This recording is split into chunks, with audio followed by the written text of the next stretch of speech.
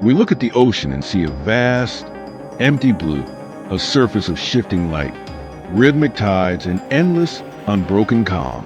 But beneath the crashing waves and quiet drift of the currents, a shadow war is being waged. It is a battleground older than the continents, a silent arena governed by rules that completely defy logic. In the world above, survival usually belongs to the swift, the strong, and the heavily armored. We are taught to imagine the apex predator as a creature of muscle and bone, hunting with explosive speed and blinding fury. But dive just a few meters down, into the dim green haze and continental shelves or the tangled labyrinth of the tropical reef, and that illusion shatters. Here, the most dangerous weapons are rarely teeth or claws. They are deception, chemistry, illusion, patience. In this realm, the lines between predator and prey blur until they disappear completely. A shadow becomes a hunter. A patch of sand becomes a trap. The environment itself is weaponized by creatures that operate more like alien anomalies than animals. To survive in this unforgiving kingdom, evolution has engineered assassins that kill with a single, silent drop of venom. Shapeshifters that rewrite their own physical form in the blink of an eye. Organisms that conquer entire ecosystems simply by floating beautifully in water. And bottom dwellers that wager their lives in the ultimate deadly bluff.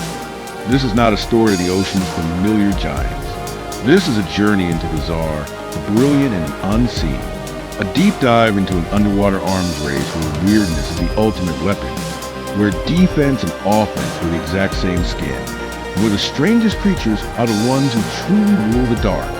To help us continue unraveling the mysteries of our planet and bringing these immersive stories to life, please leave a like and subscribe to Earth's Documentary. Your continued support is the driving force behind every new exploration we create for you.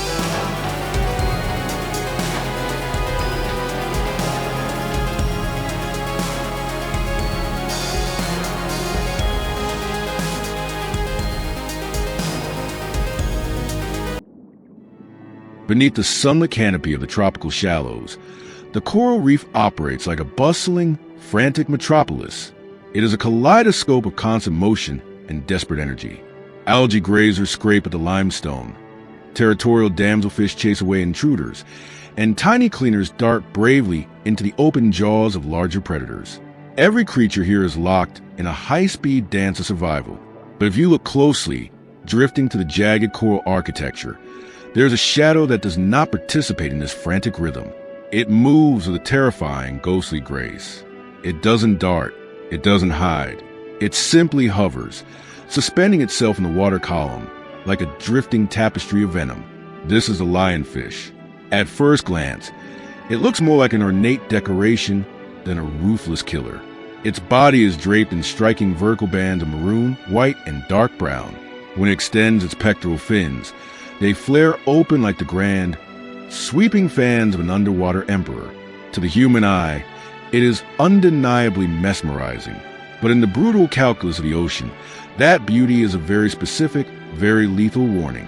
Most predators rely on explosive speed, bone-crushing jaw strength, or pack coordination to secure a meal.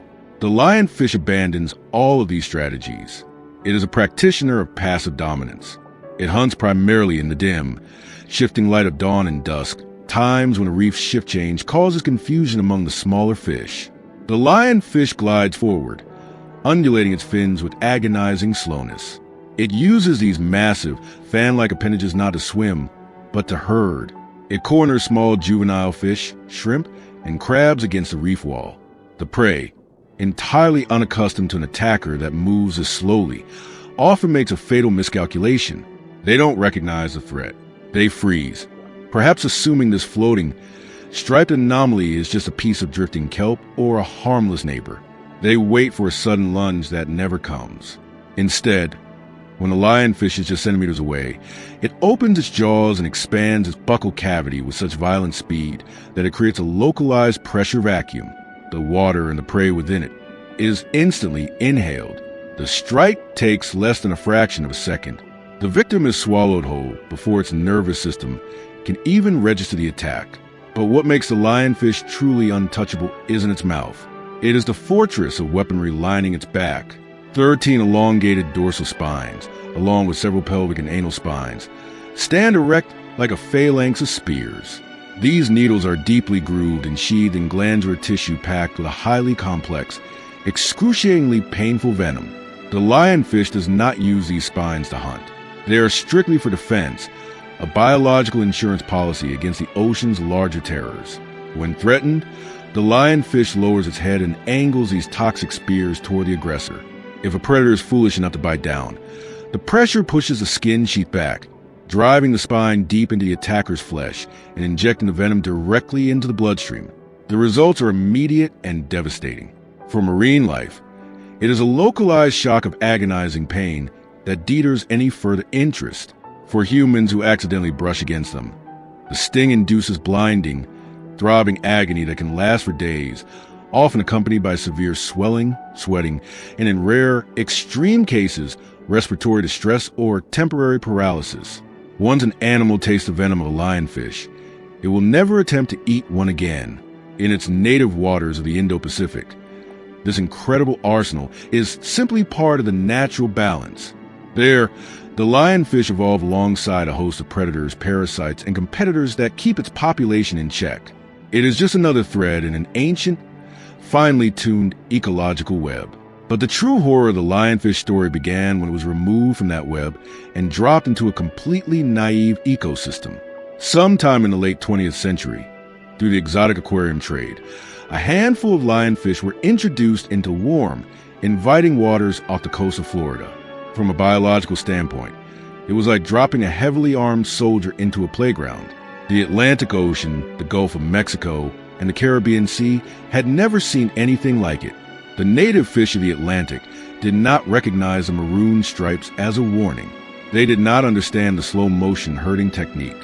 And most importantly, the apex predators of the Atlantic, the massive groupers, the moray eels, the reef sharks, had absolutely no evolutionary programming that told them how to hunt a fish wrapped in toxic needles.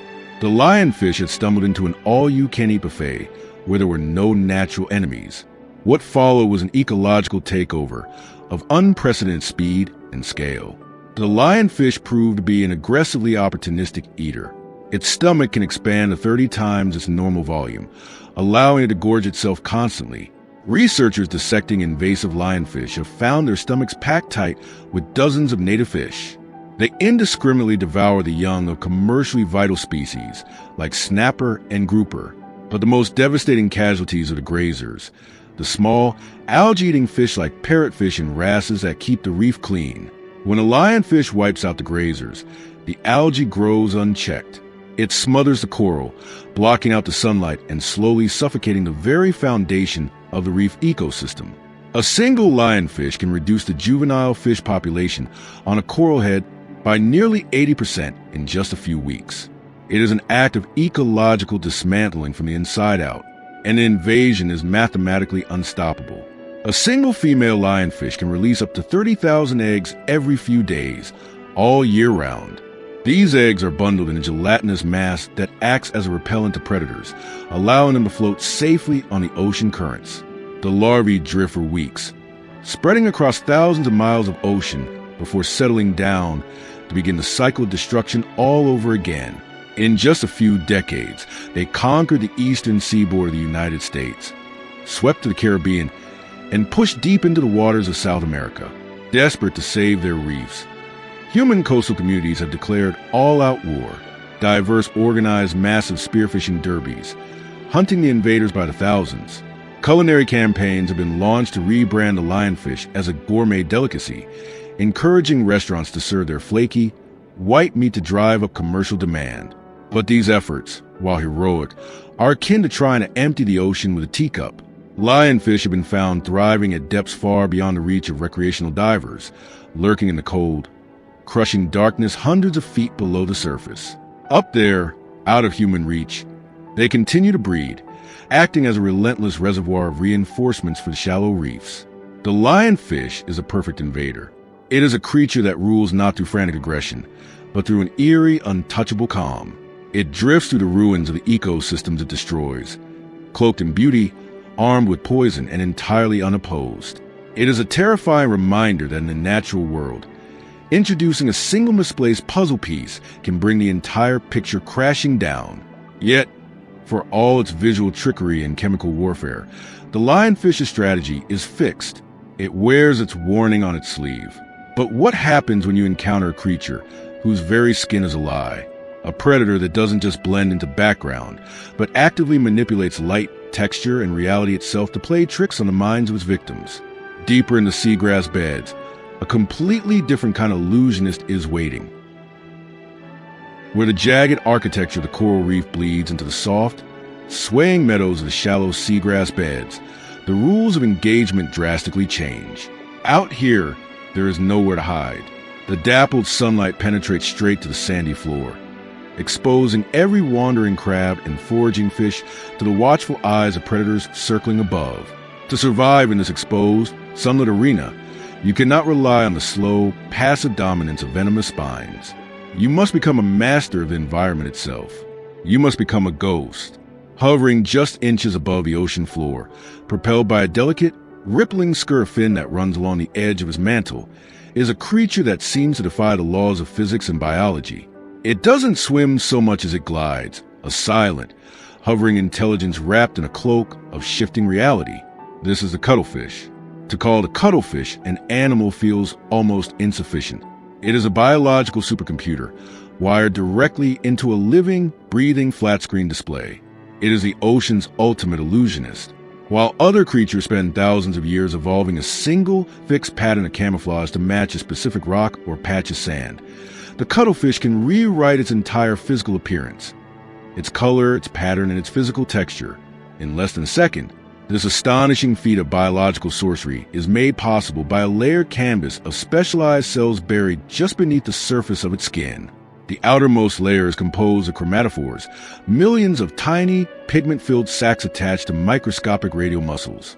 When the cuttlefish's brain sends an electrical impulse, these muscles pull the sacs open, instantly flooding the skin with vibrant bursts of yellow, red, brown, and black.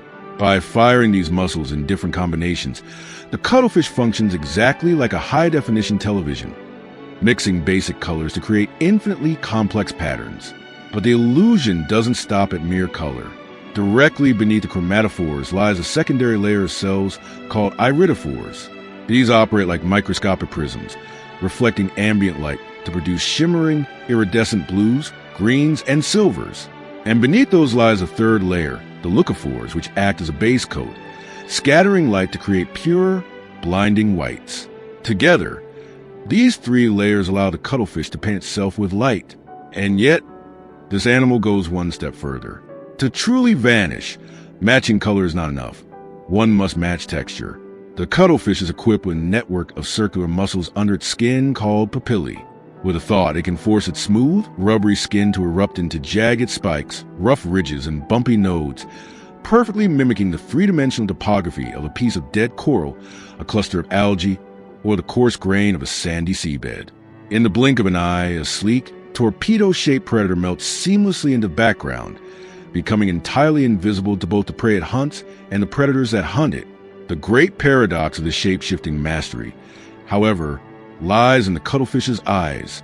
These eyes are alien, striking, and incredibly complex, featuring a distinct W-shaped pupil that looks like something out of science fiction nightmare. But despite producing the most brilliant, vibrant, and perfectly color-matched displays in the animal kingdom, the cuttlefish is completely colorblind. It sees the world in shades of gray. How, then, does it know exactly which colors to mimic? The answer lies in the physics of light. While they cannot perceive color, cuttlefish can see polarized light, the specific angle and orientation of light waves bouncing off objects in the water.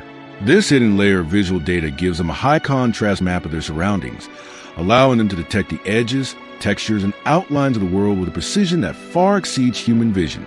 They don't need to see the color of the rock. They see the mathematical signature of the light reflecting off it, and their nervous system automatically translates that data into the perfect camouflage pattern. This visual prowess also grants them terrifying accuracy as a predator. A cuttlefish spots a small, translucent shrimp hiding among the blades of seagrass. The shrimp is practically invisible to a normal fish, But to the polarized vision of the cuttlefish, it glows like a beacon. The hunt begins, but it is not a chase. It is a calculated, psychological dismantling. The cuttlefish slowly drifts forward, closing the distance. Suddenly, it drops its camouflage. The sandy gray vanishes, replaced by a dark, high-contrast background. And then, a mesmerizing ripple of light begins to cascade down the cuttlefish's back. Dark and light bands pulse rhythmically from its head to its tail, over and over, like a strobe light or a running billboard. This display, known to marine biologists as the passing cloud, is a weaponized hallucination. It completely overloads the shrimp's optic nerves, locking the prey in a state of hypnotic paralysis.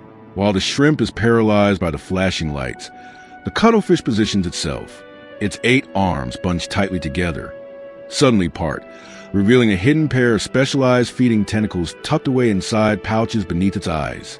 Like a loaded spring, these twin tentacles fire outward with devastating velocity. The strike is so fast, it is barely a blur to the human eye. The clubs at the end of the tentacles, lined with toothed suckers, slam into the shrimp, gripping it tightly. In a fraction of a second, the tentacles snap back, dragging the prey directly into the center of the cuttlefish's arms, where a sharp, parrot-like beak waits to tear through the crustacean's shell. It is a masterpiece of misdirection, followed by an execution of flawless speed. But this incredible control over its own skin is not reserved solely for murder and hiding. It is also the cuttlefish's primary mode of communication, and nowhere is this more aggressively displayed than during the mating season. When the water is warm, cuttlefish abandon their solitary lives and gather in the shallows to breed. It is a chaotic, high-stakes arena of posturing and conflict. Large, dominant males aggressively defend the females, flashing violently bold, pulsing zebra-stripe patterns across their bodies to signal their strength and aggression to rivals. If another male approaches, they will stretch their bodies wide, flatten their arms, and engage in intense, colorful stare-downs that occasionally erupt into violent grappling matches. The smaller males in the population, however, face a severe disadvantage. They cannot win a fight of brute strength against the massive alphas. So, they engage in one of the most audacious acts of biological espionage found anywhere in nature. A small male will approach a guarded female, but instead of flashing his male zebra stripes, he tightly retracts his arms to hide his gender, pulls in his fins, and completely changes his skin pattern to mimic the exact modeled, subdued coloration of a receptive female. He effectively cross-dresses in real time. The large, aggressive alpha male, blinded by testosterone and territorial rage, sees this disguised male approaching and assumes it is simply a second female joining his harem. He allows the imposter to slide right past him. Once the smaller male is safely beside the actual female, completely shielded by the hulking alpha, he turns the side of his body facing the female back into the male zebra pattern, while keeping the side facing the alpha disguised as a female. This split-screen display allows him to successfully court and mate with a female right under the nose of his giant rival, before slipping away into the seagrass. It is a breathtaking display of spatial awareness, social intelligence, and sheer deception. This level of complex, situational thinking requires immense neurological power. The brain of the cuttlefish is massive relative to its body size, forming a dense, donut-shaped ring that entirely surrounds its esophagus. But its intelligence is not confined just to its head. Its nervous system is highly decentralized, with thick bundles of nerves running directly into its skin, allowing its body to react and think almost autonomously. In laboratory tests, cuttlefish have demonstrated spatial memory, the ability to navigate complex mazes, and even capacity for delayed gratification, choosing to wait for a preferred food rather than eating a less desirable one immediately. Yet, for all this astonishing brilliance, the story of the cuttlefish is inevitably a tragedy. They are brilliant sparks that burn out almost as soon as they catch fire. Despite their massive brains and complex behaviors, cuttlefish have an extraordinarily brief lifespan, rarely living past 18 to 24 months. Their lives are a frantic sprint. They hatch from dark, grape-like eggs entirely alone, with no parental guidance, already fully armed with the knowledge of how to shift their skin and hunt. They spend their brief months outsmarting predators, hypnotizing prey, and fighting for a chance to reproduce. And then once they mate, their bodies undergo a rapid, catastrophic deterioration. Their skin loses its vibrant control, their muscles waste away, and they die, sinking back into the very sand they spent their entire lives imitating. They are the reef's brightest, shortest-lived geniuses, a creature that survives purely by convincing the world around it of things that are not true. They conquer their environment through visual trickery, relying on the fact that their predators and prey trust their own eyes. But visual manipulation is only one way to conquer the ocean. What if the deadliest thing on the reef doesn't need to change its color? What if it doesn't need to hypnotize its prey or blend into the sand? What if it simply glides through the water, breathing the exact same air we do, armed not with illusion, but with weapons so quietly, terrifyingly lethal that it doesn't even need to stay and fight? Leaving the shifting sands behind and rising toward the sunlit surface of the coral corridors, a completely different kind of assassin is sliding through the water. The coral reef is a world defined by gills and water. Everything that truly belongs here extracts its life directly from the ocean, filtering oxygen from the brine. But if you watch the bustling towers of coral long enough, you will eventually see something that breaks this fundamental rule. Rising from the labyrinth of the reef, moving with a fluid, hypnotic undulation, a banded ribbon of muscle glides upward. It breaks the sunlit surface of the water, just for a moment, to do something completely alien to the fish that surround it. It takes a breath of atmospheric air. This is a sea snake. It is a biological paradox, a creature whose ancestors walked on land, conquered the terrestrial world, and then millions of years ago, slowly slipped back into the sea. In doing so, it became one of the most specialized, misunderstood, and terrifyingly lethal hunters on the planet. When we think of snakes, we usually picture the coiled tension of a rattlesnake or the terrifying hood of a cobra, creatures of dry earth, tall grass, and sudden, explosive strikes. The sea snake has abandoned all that frantic terrestrial aggression. It moves through the water with an unhurried, almost lazy grace. Its body is not round like its land-dwelling cousins, but laterally compressed, flattened like a ribbon. Its tail ends in a wide oar-like paddle, allowing it to sweep through the currents with minimal effort and supreme agility. To look at it, dressed in bold bands of stark black, pale white, or vivid yellow, is to look at underwater royalty. But those bands are not a fashion statement. They are a universal biological stop sign, aposematic coloration. They broadcast a message to every shark, grouper, and eagle ray in the vicinity. I am not worth the risk. And that risk is nearly unfathomable. Drop for drop, the venom of a true sea snake is among the most potent chemical weapons on Earth, rivaling and often exceeding the toxicity of the most feared land snakes, including the inland taipan and the king cobra.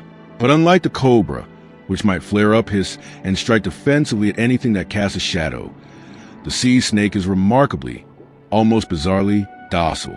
It carries a payload capable of shutting down the nervous system of a dozen adult humans, yet it has the temperament of a drifting log. Divers frequently encounter sea snakes wrapping gently around their arms or investigating their camera equipment, flickering their forked tongues against the glass. The snake is simply curious. It has no natural fear because it has almost no natural predators. It knows exactly what it is, and it knows that nothing in its right mind would ever provoke it. The sea snake reserves its devastating chemical arsenal entirely for its prey. Its hunting strategy is a masterclass in slow, methodical terror. The snake does not chase fish through the open water. It lacks the burst speed to catch a panicked reef fish. Instead, it is a hunter of the dark, tight spaces. It explores the hidden, claustrophobic cracks and crevices of the reef where other predators simply cannot reach. As it glides over coral heads, its forked tongue flicks out into the water. On land, a snake's tongue gathers airborne scent molecules. Underwater, the sea snake uses its tongue to taste the microscopic chemical trails left behind by hiding fish and moray eels. It is literally tasting the water for fear. When it detects the scent of a juvenile eel hiding deep within a dead coral tube, the snake goes to work. It slides its narrow, flexible head into the darkness of the hole. The eel, cornered and terrified, might snap or try to thrash its way past. But the sea snake doesn't need to wrestle. It only needs a fraction of a second of contact. It lunges slightly, sinking too short, fixed fangs into the eel's flesh. It does not chew. It does not wrap its body around the prey to constrict it. The sea snake simply bites, injects its venom, and pulls back. The venom is a highly specialized neurotoxin designed to act with horrifying speed. In the ocean, a struggling prey can easily escape into the endless blue or attract larger, unwanted scavengers. The sea snake cannot afford a struggle. The moment the venom enters the eel's bloodstream, it races to the nervous system, aggressively binding to nerve receptors. It blocks the electrical signals between the brain and the muscles. Within seconds, the eel's thrashing slows. Its muscle seize. Paralysis takes over, quickly followed by total respiratory failure. The fight is over before the surrounding reef even knows it began. The snake then calmly returns, swallowing the paralyzed meal whole, headfirst, allowing its highly flexible jaws to accommodate prey sometimes thicker than its own body. But a creature that hunts underwater while breathing air faces a massive logistical challenge. Time. Every hunt, every exploration, every mating dance is strictly governed by the ticking clock of the snake's oxygen supply. Yet, evolution has provided the sea snake with an astonishing solution. Its right lung has evolved to stretch almost the entire length of its body, acting not just as an oxygen reservoir, but as a buoyancy compensator, similar to the swim bladder of a fish. This massive lung allows the snake to remain submerged for a staggering amount of time, sometimes up to 2 hours on a single breath. But even more incredibly, the sea snake doesn't rely on its lungs alone. It has developed the ability to breathe through its skin. A specialized network of microscopic blood vessels sits right below the surface of the snake's scales. As it glides through the ocean, these vessels absorb dissolved oxygen directly from surrounding seawater, while simultaneously expelling carbon dioxide. Nearly a quarter of the oxygen the snake needs to survive is simply absorbed from the water as it swims. It is a reptile that has effectively engineered a way to borrow the breathing mechanisms of fish.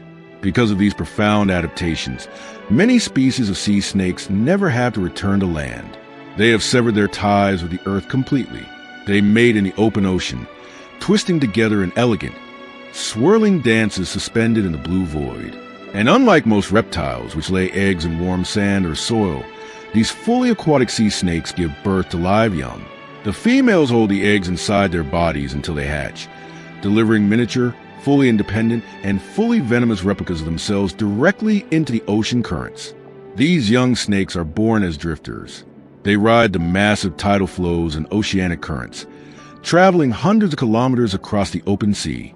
This nomadic lifestyle allows them to colonize remote atolls, volcanic islands, and isolated reef systems far from their birthplace.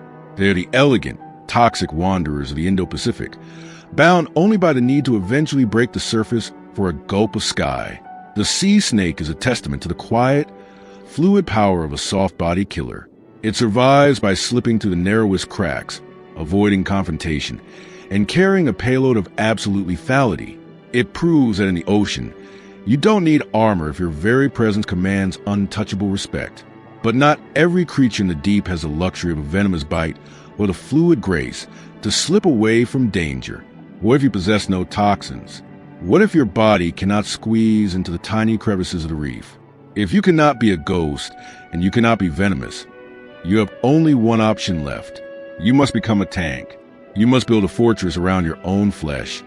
Strap your weapons to your arms and prepare for a life of endless, brutal, mechanical warfare on the rocky floor. Leaving the sun-drenched, venom-laced corridors of the tropical reefs, the ocean floor begins to slope downward. The water turns darker, heavier, and bitterly cold. Here, off the craggy shores of North Atlantic, the vibrant corals are replaced by jagged granite boulders, sweeping kelp forests, and vast plains of gray, shell-littered mud. This is not a place for fragile beauty or soft-bodied illusionists. This is a bleak, unforgiving battleground where survival is a matter of brute force and mechanical endurance. In the shadowy crevices between the rocks, something heavy is stirring. It does not glide. It does not undulate. It trudges. With the rhythmic metallic clicking of jointed legs against a stone, a walking fortress drags itself out of the darkness. Long, whip-like antennae sweep the water like radar rays, and two massive, asymmetrical weapons are held out front, ready to snap shut on anything foolish enough to wander too close. This is the American lobster. If the sea snake is a silent assassin, the lobster is a medieval bruiser. It is an animal that has effectively encased itself in a biological mech suit. Its entire body is shielded by a thick, heavy exoskeleton composed of chitin and reinforced with calcium carbonate. Unlike humans, whose muscles wrap around a central skeletal frame, the lobster's muscles are anchored to the inside of its armor. Every movement it makes is mechanical, hinged, and deliberate.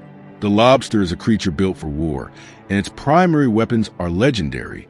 Fused at its shoulders are two massive claws, each engineered for a completely different kind of violence. One is a crusher, a thick, bulbous, heavily calcified club designed for sheer, unadulterated power.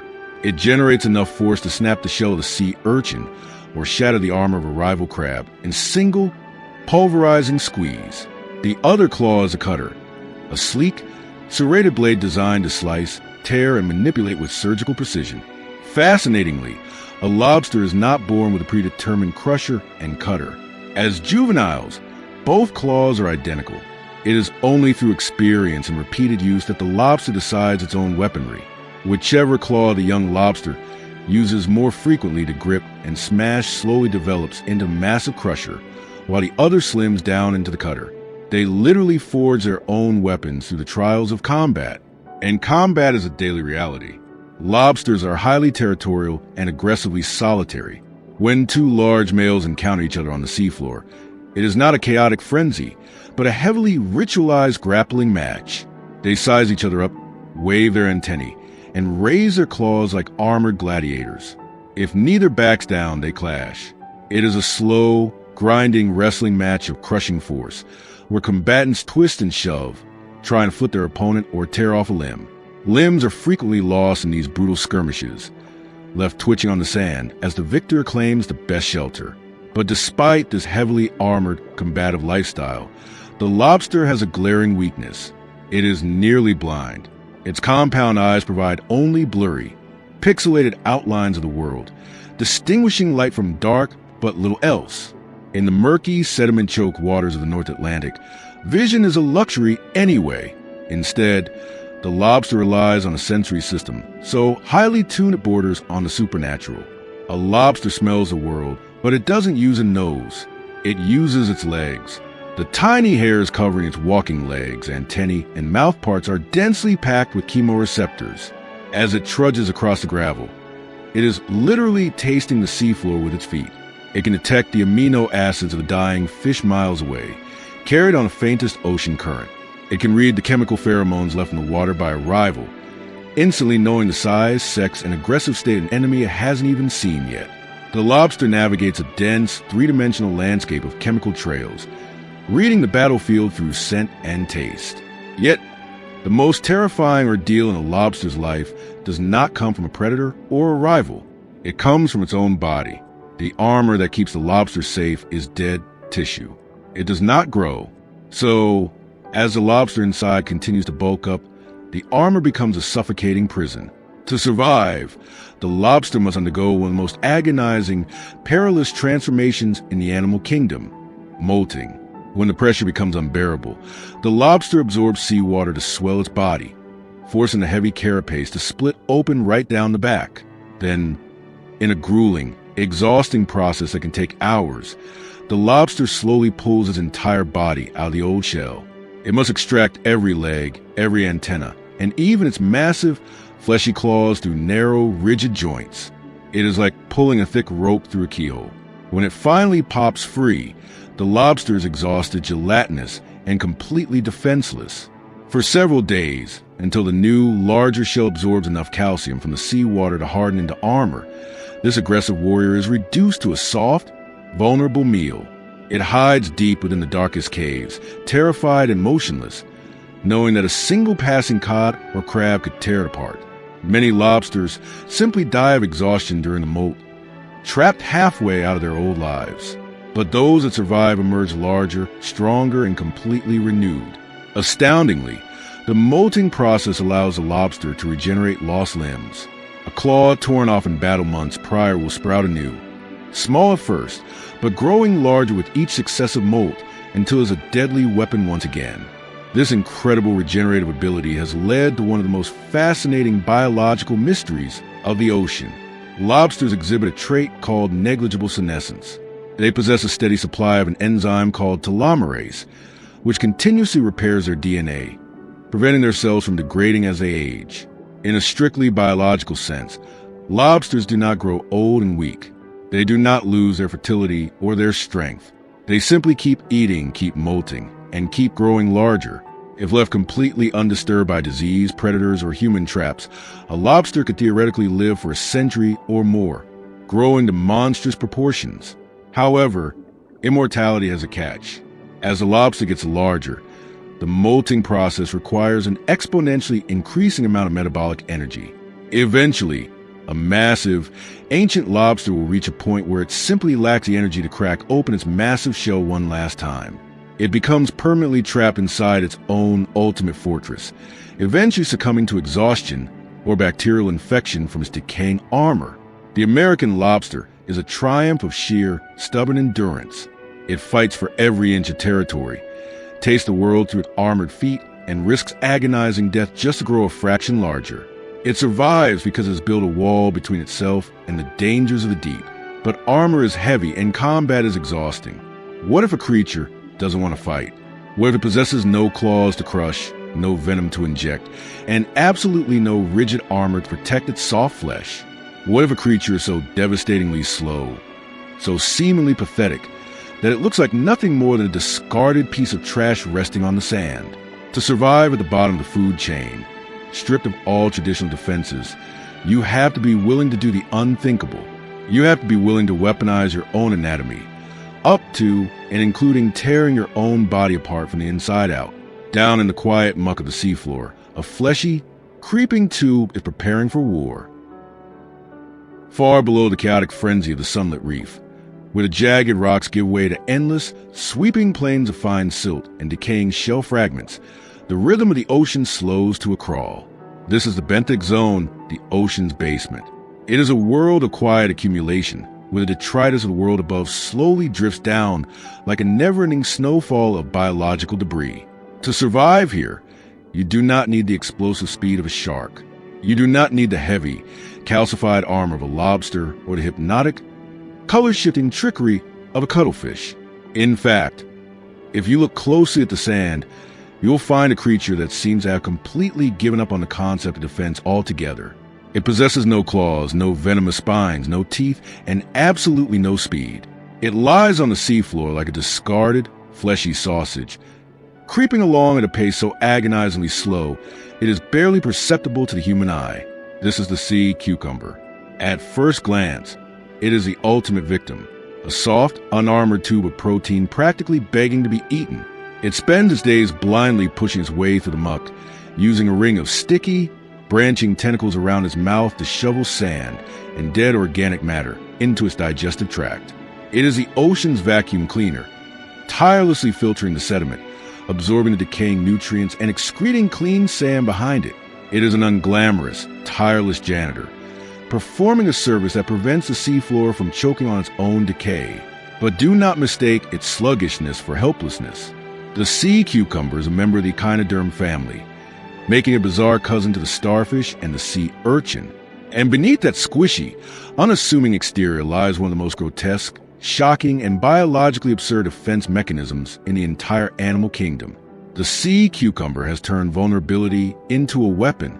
A hungry triggerfish spots the fleshy tube resting on the sand. Expecting an easy, defenseless meal, the fish dives down and pecks sharply at the cucumber's skin. The cucumber does not try to flee. It cannot swim. It does not try to camouflage. Instead, it violently contracts its body muscles, building immense internal hydrostatic pressure. And then, it turns its back to the attacker and ejects a massive, tangled web of blindingly white threads directly out of its anus. These are the Cuvierian tubules. As soon as they hit the seawater, they elongate, swelling to 20 times their original length, transforming into a dense, incredibly sticky net. The threads wrap around the face, gills, and fins of the attacking fish. The glue coating these tubules is so powerful that the more the predator thrashes and panics to free itself, the tighter it becomes entangled. Furthermore, the threads are laced with a highly toxic chemical compound called holothrin, a soap-like poison that burns the predator's gills and suffocates it. The fish, now blinded, bound, and choking, violently twists away, abandoning the hunt entirely just to survive. But what if the predator is larger? What if a massive sea turtle or a relentless crab bites down hard, ignoring the sticky threads, determined to crush the cucumber's soft body? When pushed to the absolute brink of death, the sea cucumber deploys its final nuclear option. It willingly subjects itself to extreme anatomical trauma. The muscle spasm violently once again, the body wall ruptures, and the sea cucumber actively vomits its own internal organs out into the open ocean. This act, known as evisceration, is a display of calculated biological surrender. The cucumber expels its respiratory tree, its gonads, and its entire digestive tract in a massive, brightly colored, toxic cloud of guts. The predator is instantly shocked. Confronted with writhing, highly toxic mass of floating organs, the attacker is thoroughly distracted. It either stops to investigate the expelled guts, which are steeped in foul-tasting toxins, or recoils in the sheer, horrifying absurdity of the event. In that crucial window of confusion, the sea cucumber, now an empty, hollow tube of muscle, slowly inches away into the safety of a rocky crevice. To any other animal on Earth, violently expelling your own digestive system is a fatal event. For the sea cucumber, it is simply a minor inconvenience. This creature possesses unparalleled regenerative abilities. Hidden deep within a rocky crack, the hollowed-out cucumber begins to rebuild. Within a matter of weeks, it completely regenerates its stomach, its intestines, and its respiratory organs from scratch. It literally regrows its own life support system, emerging a month later as if nothing had ever happened. This seemingly impossible feat is tied to another bizarre biological superpower. The sea cucumber skin is made of mutable collagenous tissue. Unlike our skin, which maintains a constant structural integrity, the cucumber can alter the physical state of its body at will through neurological signals. If it needs to squeeze into a tiny, jagged crack to hide, it can literally liquefy its own flesh, pouring itself into the gap like a thick syrup. Once safely inside, it sends another signal, and the tissue instantly stiffens, locking the cucumber into the rock so tightly that no predator could ever pull it out. It is a shapeshifter not of color, but of physical matter. The sea cucumber survives the brutal reality of the ocean floor by completely breaking the rules of combat. It wins not by overpowering its enemies, but by outwitting them. It proves that when you cannot fight and you cannot run, you must be willing to sacrifice pieces of yourself to survive. But this form of survival is solitary, blind, and purely reactive. It relies on waiting for the attack and relying on chemical traps. What happens when survival is completely proactive? What happens when you leave the silent, slow-motion world of the seafloor and rise into the boundless, crystal-clear blue of the open ocean? Up there is nowhere to hide, no rocks to squeeze into, and no sand to camouflage against. Up there, survival belongs to those who can process information faster than anything else in the water. Up in the pelagic zone, a hunter is arriving that doesn't use venom, armor, or sticky traps. It uses the highest processing power in the sea, weaponized sound, and the terrifying, synchronized precision of a heavily organized strike force. To leave the seafloor and ascend into the pelagic zone, the open ocean, is to enter an entirely different dimension of survival. Up here, the water is a boundless, sunlit void. There are no rocky crevices to squeeze into. There is no sand to burrow beneath, and no kelp to hide behind. It is a three-dimensional desert of pure blue. In this exposed arena, armor is useless because armor is heavy. Camouflage is futile because there is nothing to blend in with. Out here, you can only survive by outrunning your enemies or by outsmarting them and slicing to the crest of the waves. Moving with a synchronized, terrifying perfection is a creature that does both. A pod of bottlenose dolphins breaks the surface, exhaling in a misty burst of air before slipping seamlessly back into the blue. To the human eye and in the human imagination, the dolphin is a symbol of joy, a playful, smiling acrobat of the sea. But that permanent, curved smile is just an anatomical quirk of its jawline. Do not let it fool you. Beneath that charismatic exterior lies a hyper-intelligent, ruthlessly efficient apex predator. If the lobster is a solitary knight, the bottlenose dolphin is a highly trained tactical strike force. Their bodies are hydrodynamic marvels, sculpted by millions of years of evolution into flawless, muscular torpedoes capable of reaching speeds over 20 miles per hour. But speed is just their transportation, their true weapon, the adaptation that makes them the undisputed tactical masters of the open ocean, is invisible. It is sound. The dolphin possesses a biological sonar system so advanced that human navies have spent decades trying and failing to perfectly replicate it. It is called echolocation. As the pod cruises through the murky, shifting water, they are not relying on their eyes. They are firing rapid, high-frequency clicks from a specialized organ in their nasal passages. These clicks are directed outward through the melon, the bulbous, fatty structure on the dolphin's forehead, which acts like an acoustic lens, focusing the sound waves into a tight directional beam. When these sound waves strike an object, a rock, a boat, or a school of mullah hundreds of yards away, they bounce back. The returning echoes are received not by the dolphin's ears, but by special fat channels located in its lower jaw, which transmit the vibrations directly to the inner ear and into the brain. But this is not simply hearing. It is seeing with sound. The dolphin's acoustic processing is so refined that it can detect the exact size, shape, speed, direction, and even the internal density of its target. It can acoustically see the hollow, air-filled swim bladder of a fish hiding beneath the sand. It is effectively using real-time, three-dimensional MRI vision. When a pod of dolphins locates a school of fish, they do not simply charge in and hope for the best. They communicate. With a complex vocabulary of whistles, squeaks, and burst pulses, the pod orchestrates a coordinated military flanking maneuver. The school of fish is frantic, swimming in a tight, shimmering bait ball to confuse predators. But the dolphins aren't confused.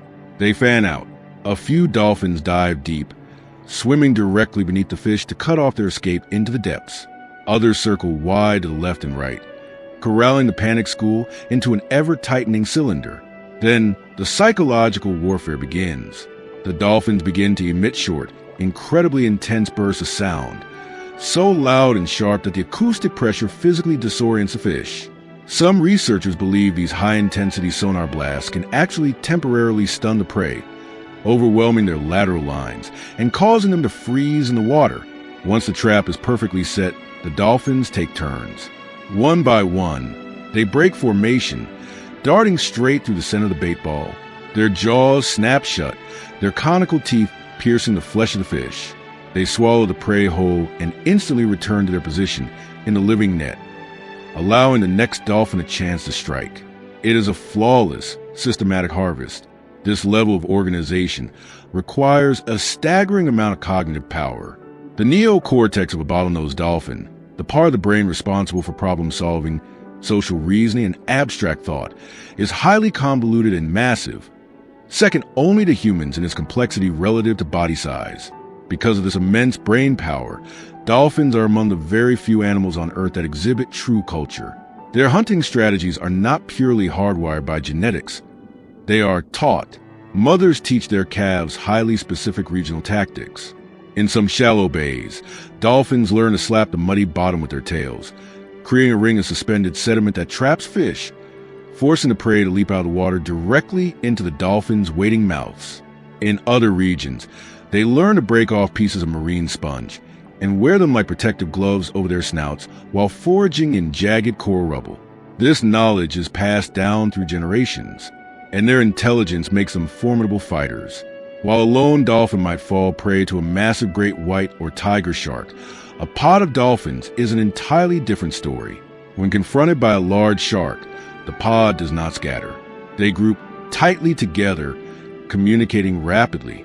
They identify the shark's vulnerabilities, its soft underbelly and its exposed, sensitive gills.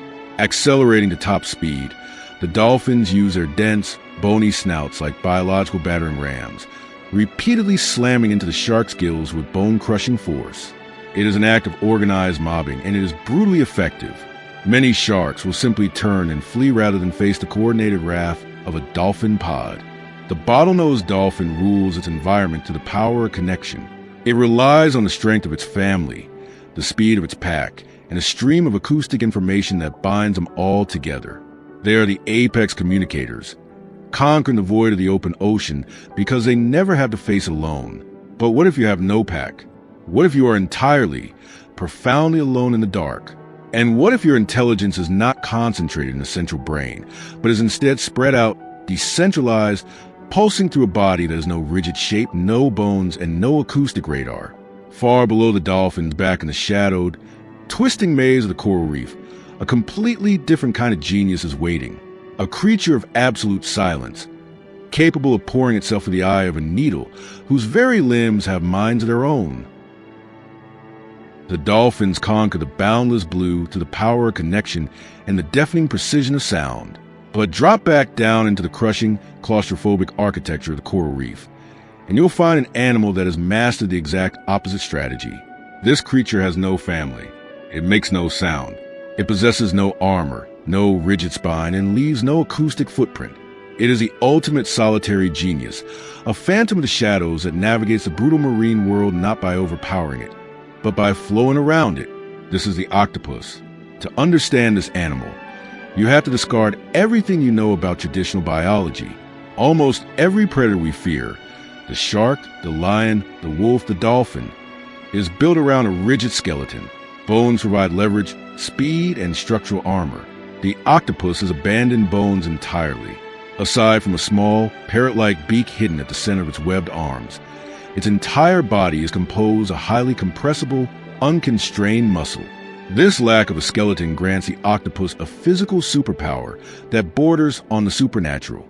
It can pour its entire body, a mass of tissue the size of a football, through a jagged coral crevice no wider than a quarter. It doesn't swim into a hiding spot. It liquefies its posture, flowing into the dark, empty spaces of the rock like a viscous fluid, vanishing completely from the eyes of a passing reef shark. But a soft body in a world of shark teeth is a massive liability.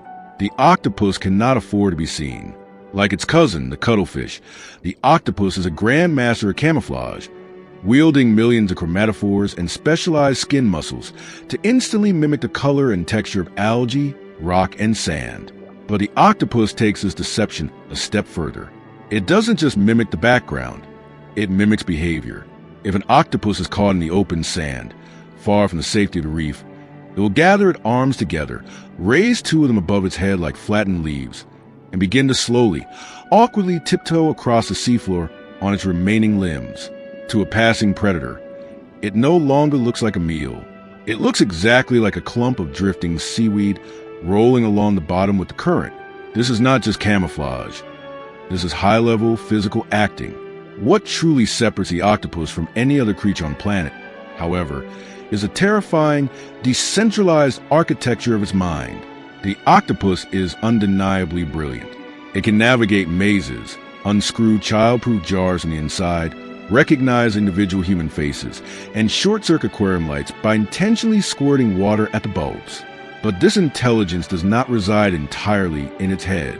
An octopus possesses roughly 500 million neurons, a staggering number for an invertebrate. But over 2/3 of those neurons are not in its central brain. They are distributed throughout its 8 arms.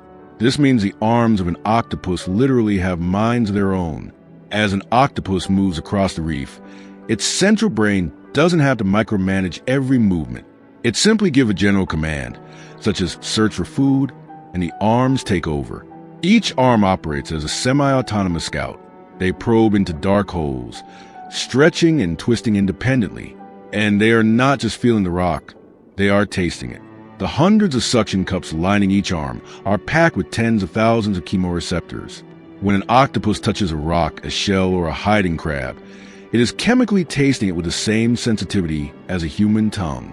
Imagine having 8 autonomous limbs, covered in thousands of tongues, all thinking, feeling, and tasting the world simultaneously.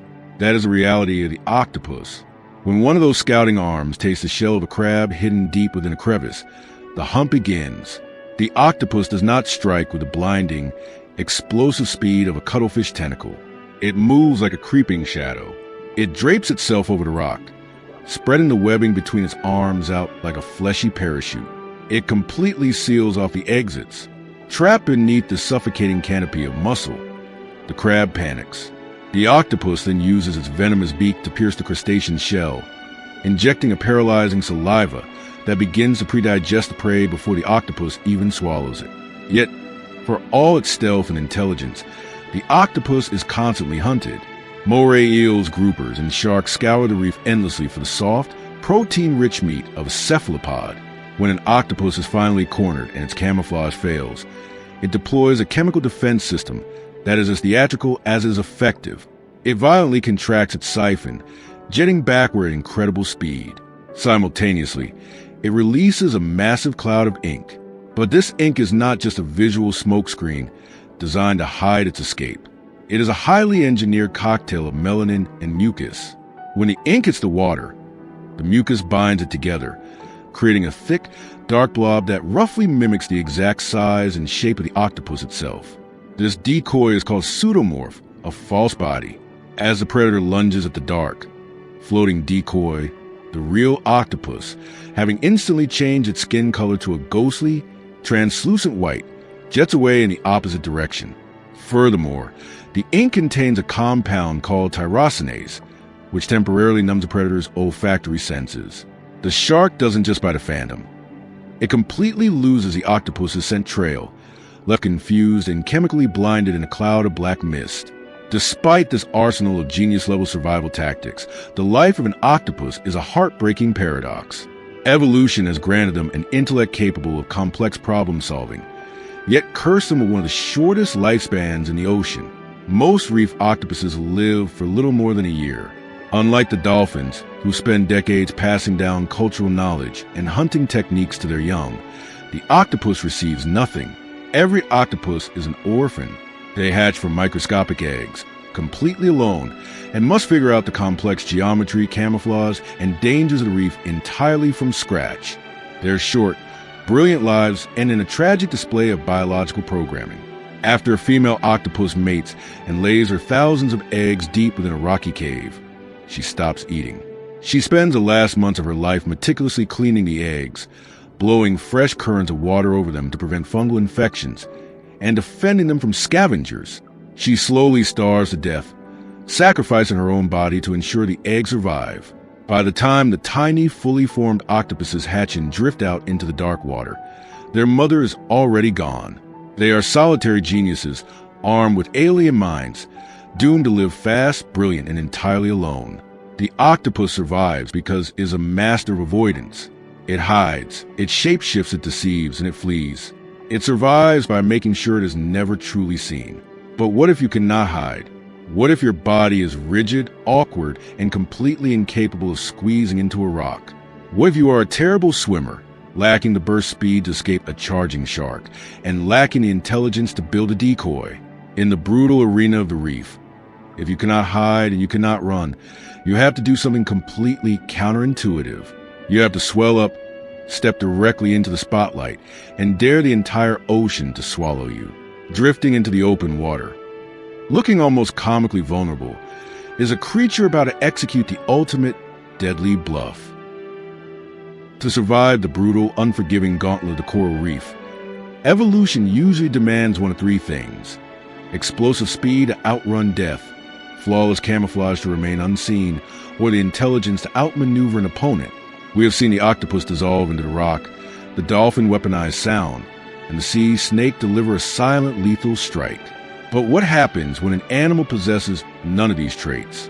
What happens when a fish is born into an ocean of apex predators with a rigid, boxy body, tiny, almost useless fins, and a top speed that wouldn't outpace a drifting piece of kelp, hovering near the edge of a sandy channel, looking almost comically out of place in a world of sleek, hydrodynamic killers, is the puffer fish. It does not glide with the fluid grace of a shark. It paddles.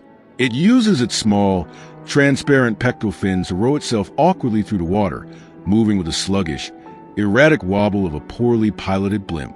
Its large, expressive eyes and perpetually parted mouth give it an expression of constant, mild surprise. To any predator cruising the reef, a hungry grouper, a moray eel, or a juvenile reef shark, the puffer fish looks like the ultimate biological mistake. It is an exposed, slow-moving, fleshy target that cannot dart away and cannot hide. It is, by all visual metrics, an effortless meal. But the pufferfish is not a mistake. It is a biological booby trap. It survives in one of the most dangerous ecosystems on Earth by relying on incredibly high-stakes, theatrical performance, backed by a chemical payload so devastating that it makes the venom of a cobra look like a mild irritant. The pufferfish does not run from death. It stares death in the face, swells to twice its size, and dares the ocean to swallow it. The lateral line system running down the flank of the pufferfish picks up a disturbance in the water column. A large tiger shark, a predator notorious for eating almost anything it encounters, has locked onto the slow-moving fish. The shark alters its trajectory, its massive tail sweeping back and forth, accelerating toward the vulnerable target. The pufferfish knows it cannot win a foot race. Instead, it initiates one of the most extreme, rapid physical transformations in the animal kingdom. It opens its mouth and begins to gulp seawater at a frantic, desperate pace. It does not pump this water over its gills to breathe. It forces the water directly into a highly specialized, incredibly elastic stomach. In a matter of seconds, the pufferfish's body balloons. Its stomach unfolds like a pleated accordion, expand and hold an immense volume of water. The skin of the fish, which contains almost no scales in traditional sense, stretches taut.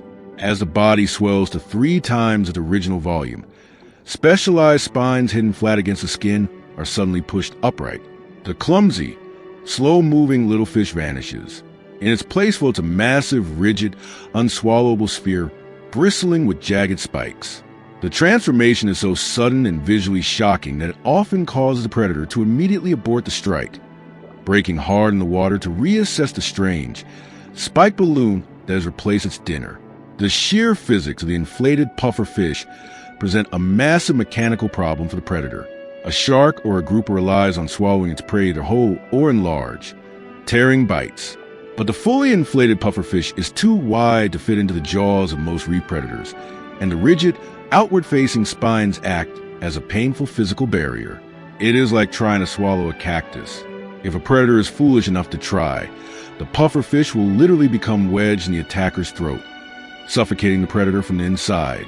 But the spikes and the impossible size are only the first line of defense. They are the visual bluff, the warning sign. The true horror of the pufferfish lies invisible beneath its skin.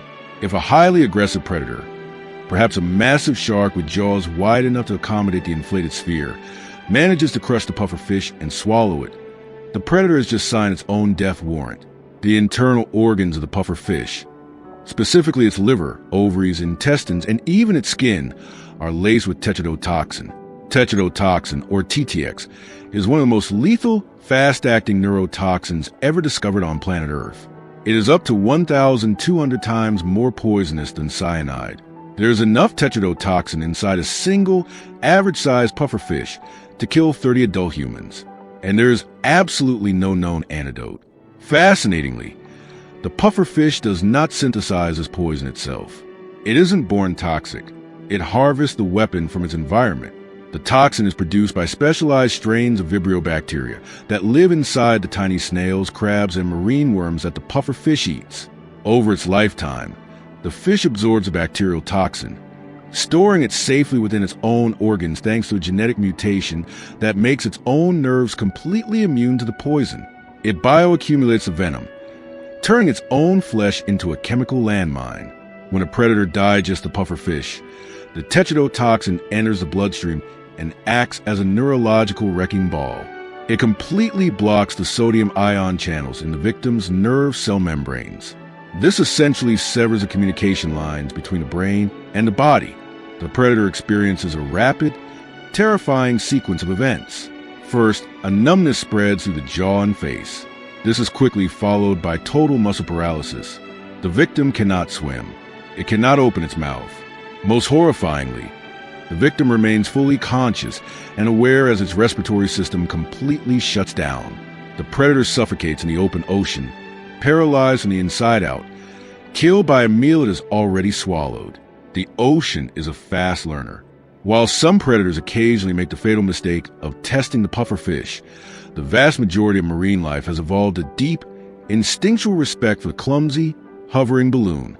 They give it wide berth, allowing the pufferfish to wobble its way across the reef completely unbothered. But this incredible defense mechanism comes at a heavy physical cost. Puffing up is not a parlor trick. It is an exhausting, desperate act of survival. When inflated, the pufferfish completely loses its ability to navigate. It becomes a buoyant, helpless sphere, completely at the mercy of the ocean currents. If the current is strong, a puffed-up fish can be swept miles away from its home territory, pushed into colder waters or deeper pelagic zones where it cannot survive. Furthermore, holding that immense volume of water inside its stomach places a massive strain on its internal organs and its ability to process oxygen. A pufferfish cannot remain inflated forever. Once the threat is past, it must begin the slow, exhausting process of expelling the water, burping out in bursts until its stomach shrinks back down and its skin sags. Following a major inflation event, the fish is lethargic, depleted of energy, and incredibly vulnerable. It is a defense strictly reserved for life or death emergencies. In its everyday uninflated life, the pufferfish is a methodical, destructive forager, despite its goofy appearance. It possesses a jaw structure that makes it the terror of the reef's invertebrates. Its teeth are fused together into two massive, heavy plates, one on the top and one on the bottom, creating a rigid, incredibly powerful beak. This beak is driven by dense jaw muscles that allow the pufferfish to easily crush the armor of crabs, shatter the shells of sea snails, and bite straight to the defensive spines of sea urchin. Like a rodent, the pufferfish's fused teeth never stop growing. If it does not constantly hunt and crush hard-shelled prey to file its teeth down, the beak will grow so large that the fish will no longer be able to open its mouth, eventually starving to death. Its life is a constant, endless quest for things to break. Yet, beneath this toxic, shell-crushing, ballooning exterior lies a mind capable of stunning artistic complexity. In the sandy flats off the coast of Japan, male white-spotted pufferfish, a fish no larger than a human hand, engage in a reproductive ritual that baffled marine biologists for decades. To attract a mate, the tiny male will swim down to the sandy bottom and begin to flap his fins, carefully plowing the sand. Working tirelessly for days without rest, he carves a massive, perfectly symmetrical, circular mandala into the seafloor, sometimes over 6 feet in diameter. The structure is a masterpiece of underwater architecture, complete with radiating ridges, perfectly spaced valleys, and a flat, finely sifted center where he carefully places pieces of broken shell for decoration.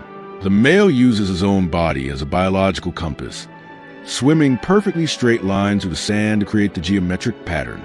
The ridges are designed not just for visual beauty, but to manipulate the ocean currents, drawing fine, soft sand into the center to create the perfect, safe bed for a female to lay her eggs.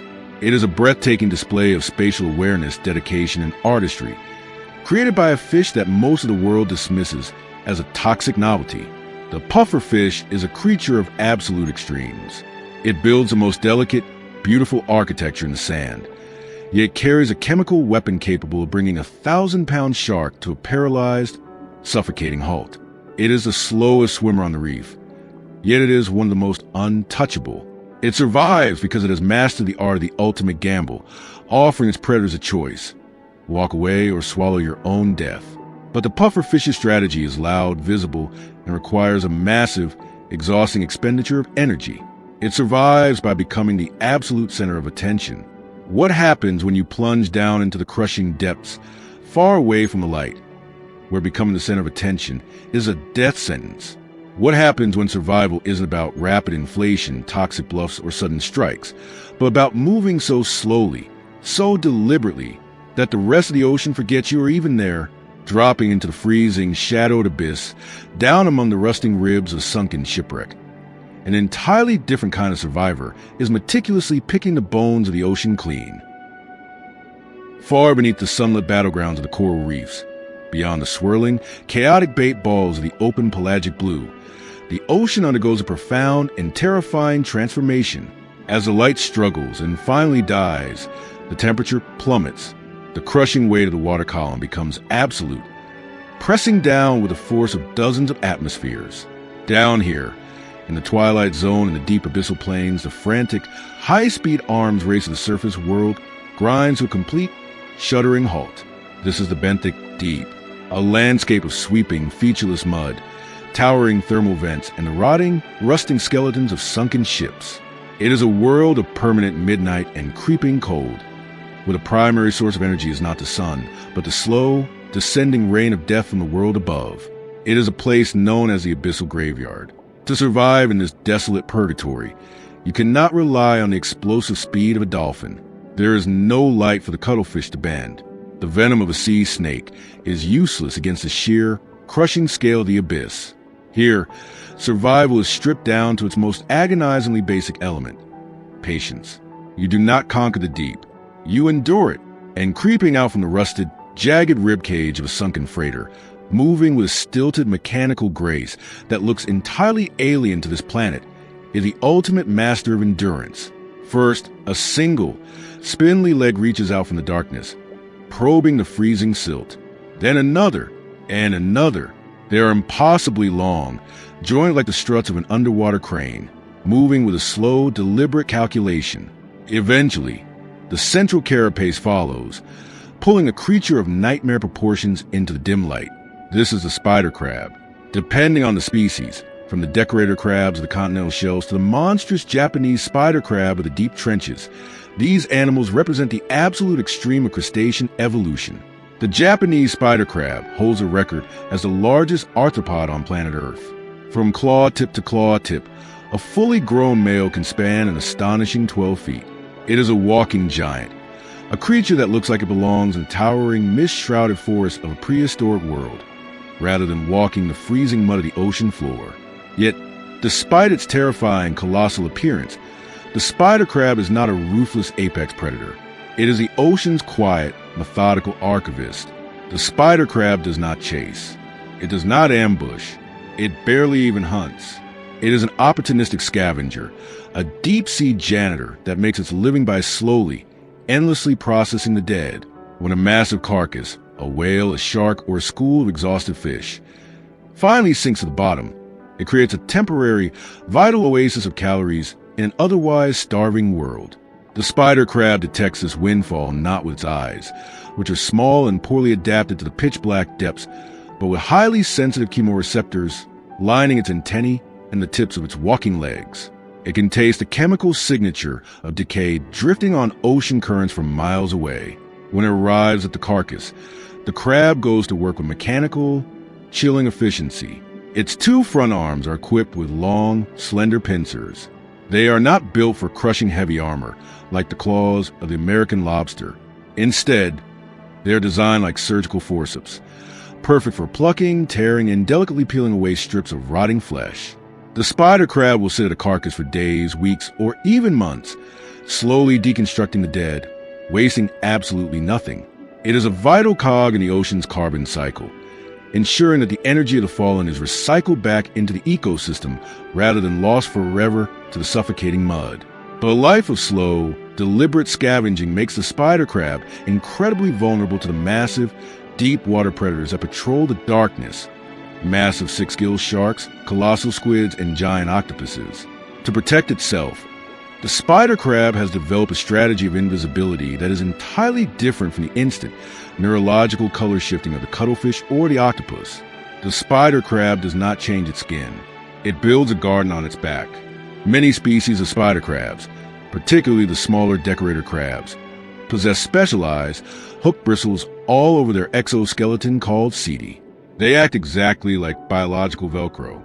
As the crab slowly trudges across the seafloor, it reaches out with precise pincers and actively harvests its environment. It snips off pieces of living sea sponge, tears away strands of toxic algae, and plucks stinging anemones directly off the rocks. But it doesn't eat them. Instead, it lifts these living organisms to its mouth, chews the ends just enough to rough them up and expose the tissue, and then reaches over its own head, firmly planting the organisms onto the hooked Velcro of its shell. Because the crab moves so slowly, the sponges and anemones do not die. They take root on the crab's carapace and continue to grow. Over time, the spider crab becomes a walking ecosystem. It completely disappears beneath a thriving, miniature reef of its own making. This living camouflage serves a brilliant dual purpose. Visually, the crab is completely indistinguishable from the surrounding rocks. but chemically it is a fortress. By planting toxic sponges and stinging anemones on its back, the crab adopts their chemical defenses as its own. A deep-sea predator sniffing the current for the scent of crab meat will only taste the bitter, toxic signature of a sea sponge. The crab has effectively outsourced its armor and its venom to the environment itself, creating a perfect, impenetrable disguise. However, just like the lobster, this incredible armor comes with a terrifying biological toll. The spider crab's exoskeleton does not grow, and to survive its incredibly long lifespan, it must routinely undergo the torturous ordeal of molting. For a creature with legs that can stretch 6 feet in either direction, molting is an act of horrifying anatomical origami. When the time comes, the crab absorbs massive amounts of seawater, swelling its internal tissues until the pressure literally cracks the back of its central carapace wide open. Then, the true nightmare begins. The crab must slowly, agonizingly pull its entire body, including its massively long, spindly legs, out through the tiny, rigid joints of the old shell. It is a process of extraction that can take over a day to complete. If the crab pulls too fast, a leg will snap or tear off. If it moves too slowly, the new, soft shell will begin to harden prematurely, trapping the crab halfway out of its old body, leaving it to slowly starve to death in an inescapable prison of its own making. When it finally pulls free, the crab is entirely soft, exhausted, and incapable of supporting its own massive weight. It collapses into the mud, a gelatinous giant, waiting in absolute terror for the calcium in the freezing seawater to harden its new shell. Because molting is so incredibly dangerous, some species of spider crabs have evolved a breathtaking, almost cinematic strategy to survive it. Off the southern coast of Australia, as the waters cool with the changing seasons, hundreds of thousands of giant spider crabs emerge from the deep water and march into the shallow bays. It is a migration of staggering, horrifying scale, an endless, creeping tide of armored legs and clicking claws covering the seafloor for miles. They do not gather to mate, they gather to molt. By assembling in an army of hundreds of thousands, they create a living mountain of armor.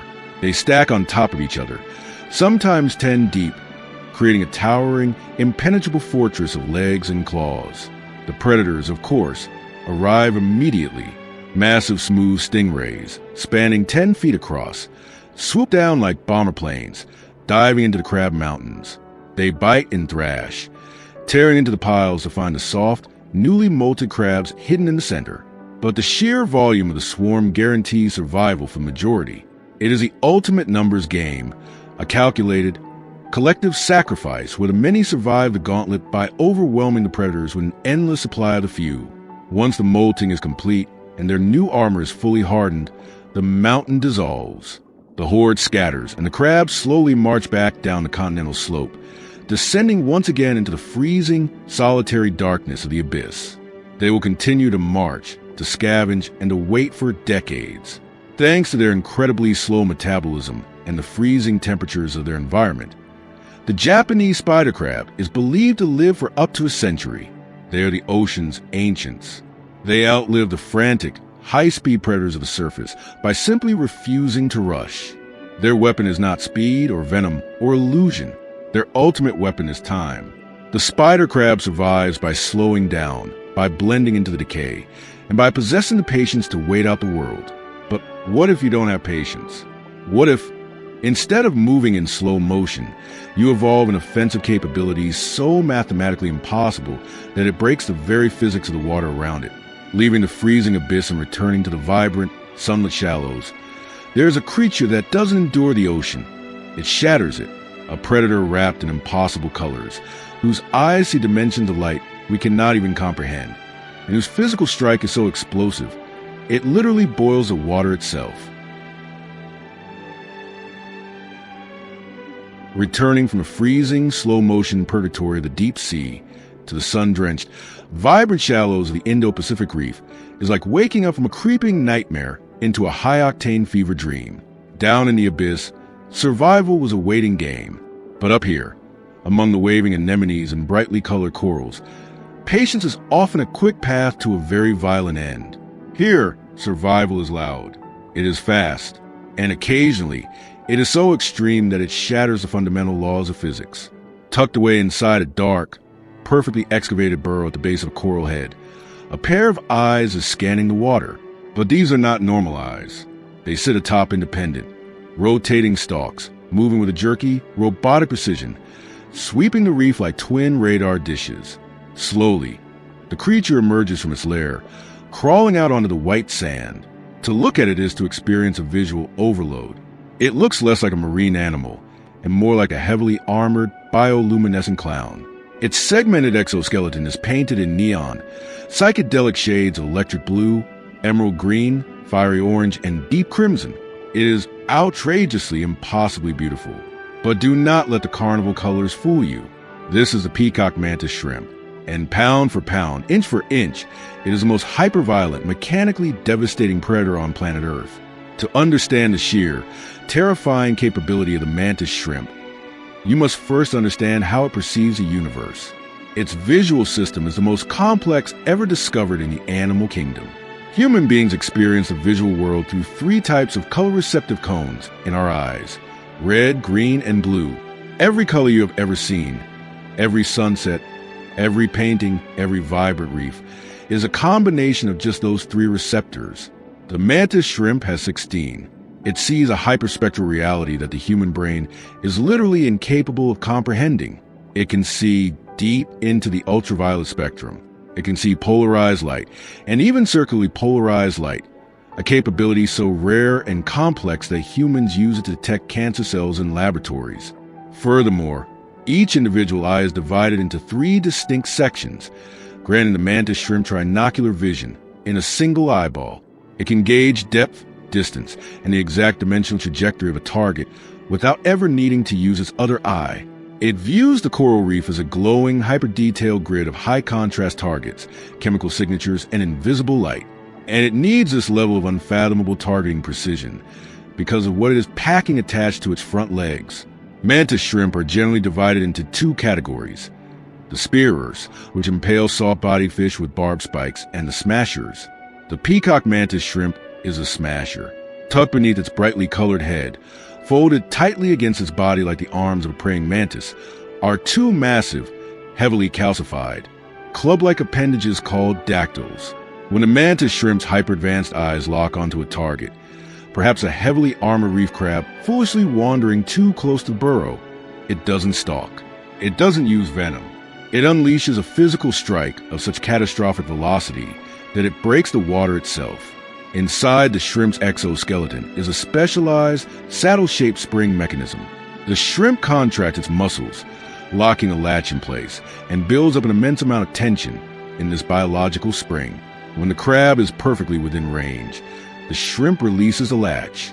The club fires outward. It accelerates at over 10,000 times the force of gravity. In a fraction of a millisecond it takes for the club to travel from the shrimp's body to the crab's shell, it reaches speeds of over 50 miles per hour. That is the acceleration of a .22 caliber bullet fired underwater by an animal no larger than a human forearm. When that heavily armored club impacts the shell of the crab, the force is devastating. The crab's armor, designed to withstand the crushing jaws of eels and groupers, instantly shatters into shrapnel. But the physical impact of the club is only half the nightmare. The true horror of the mantis shrimp's punch is what happens to the water surrounding it. Because the club moves through the ocean with such impossible, explosive speed, the water literally cannot get out of the way fast enough. The pressure drops so rapidly in the wake of the club that the water violently boils at room temperature, creating what is known as a cavitation bubble. For a microscopic fraction of a second, this bubble exists in the space between the club and the target, and then the surrounding ocean pressure violently collapses the bubble. This collapse generates a secondary, massive shockwave of energy.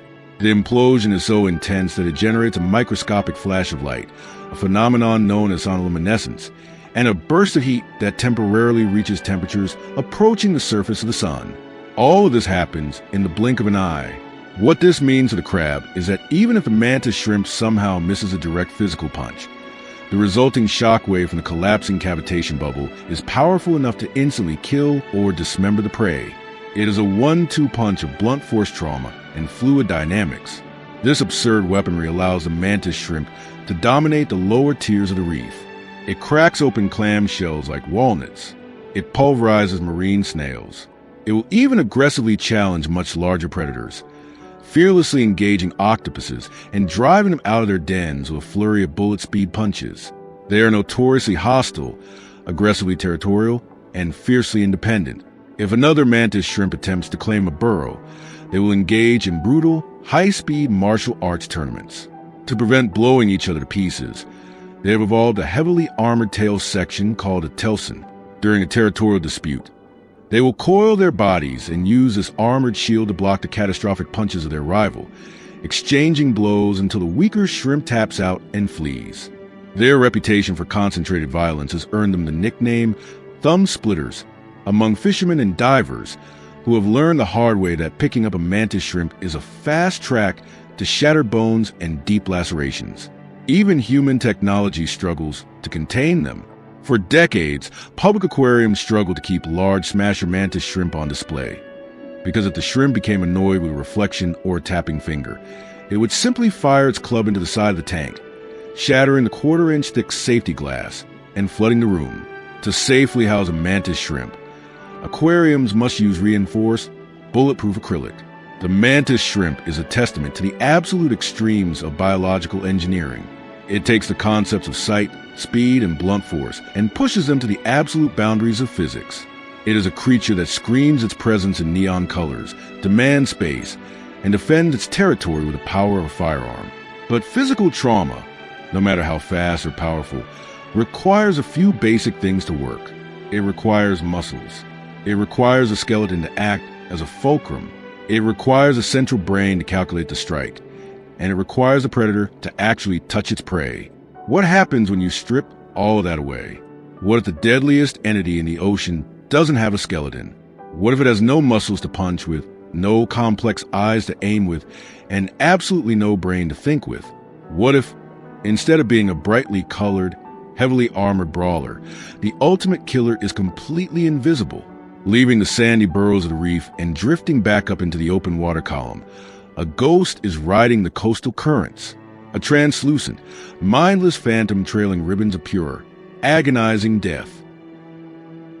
To inflict catastrophic damage, the mantis shrimp relies on a complex, highly evolved biological machine.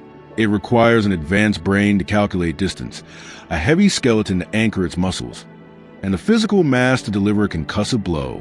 It is a masterpiece of kinetic energy. But as you leave the vibrant coral heads and drift toward the murky, brackish waters of the coastal mangroves and shallow estuaries, the rules of the arms race change once again. Here, the water is thick with suspended silt. Visibility drops. And lurking in this near-invisible haze is a creature that defies every logical requirement for being an apex killer. It possesses no bones to provide structure.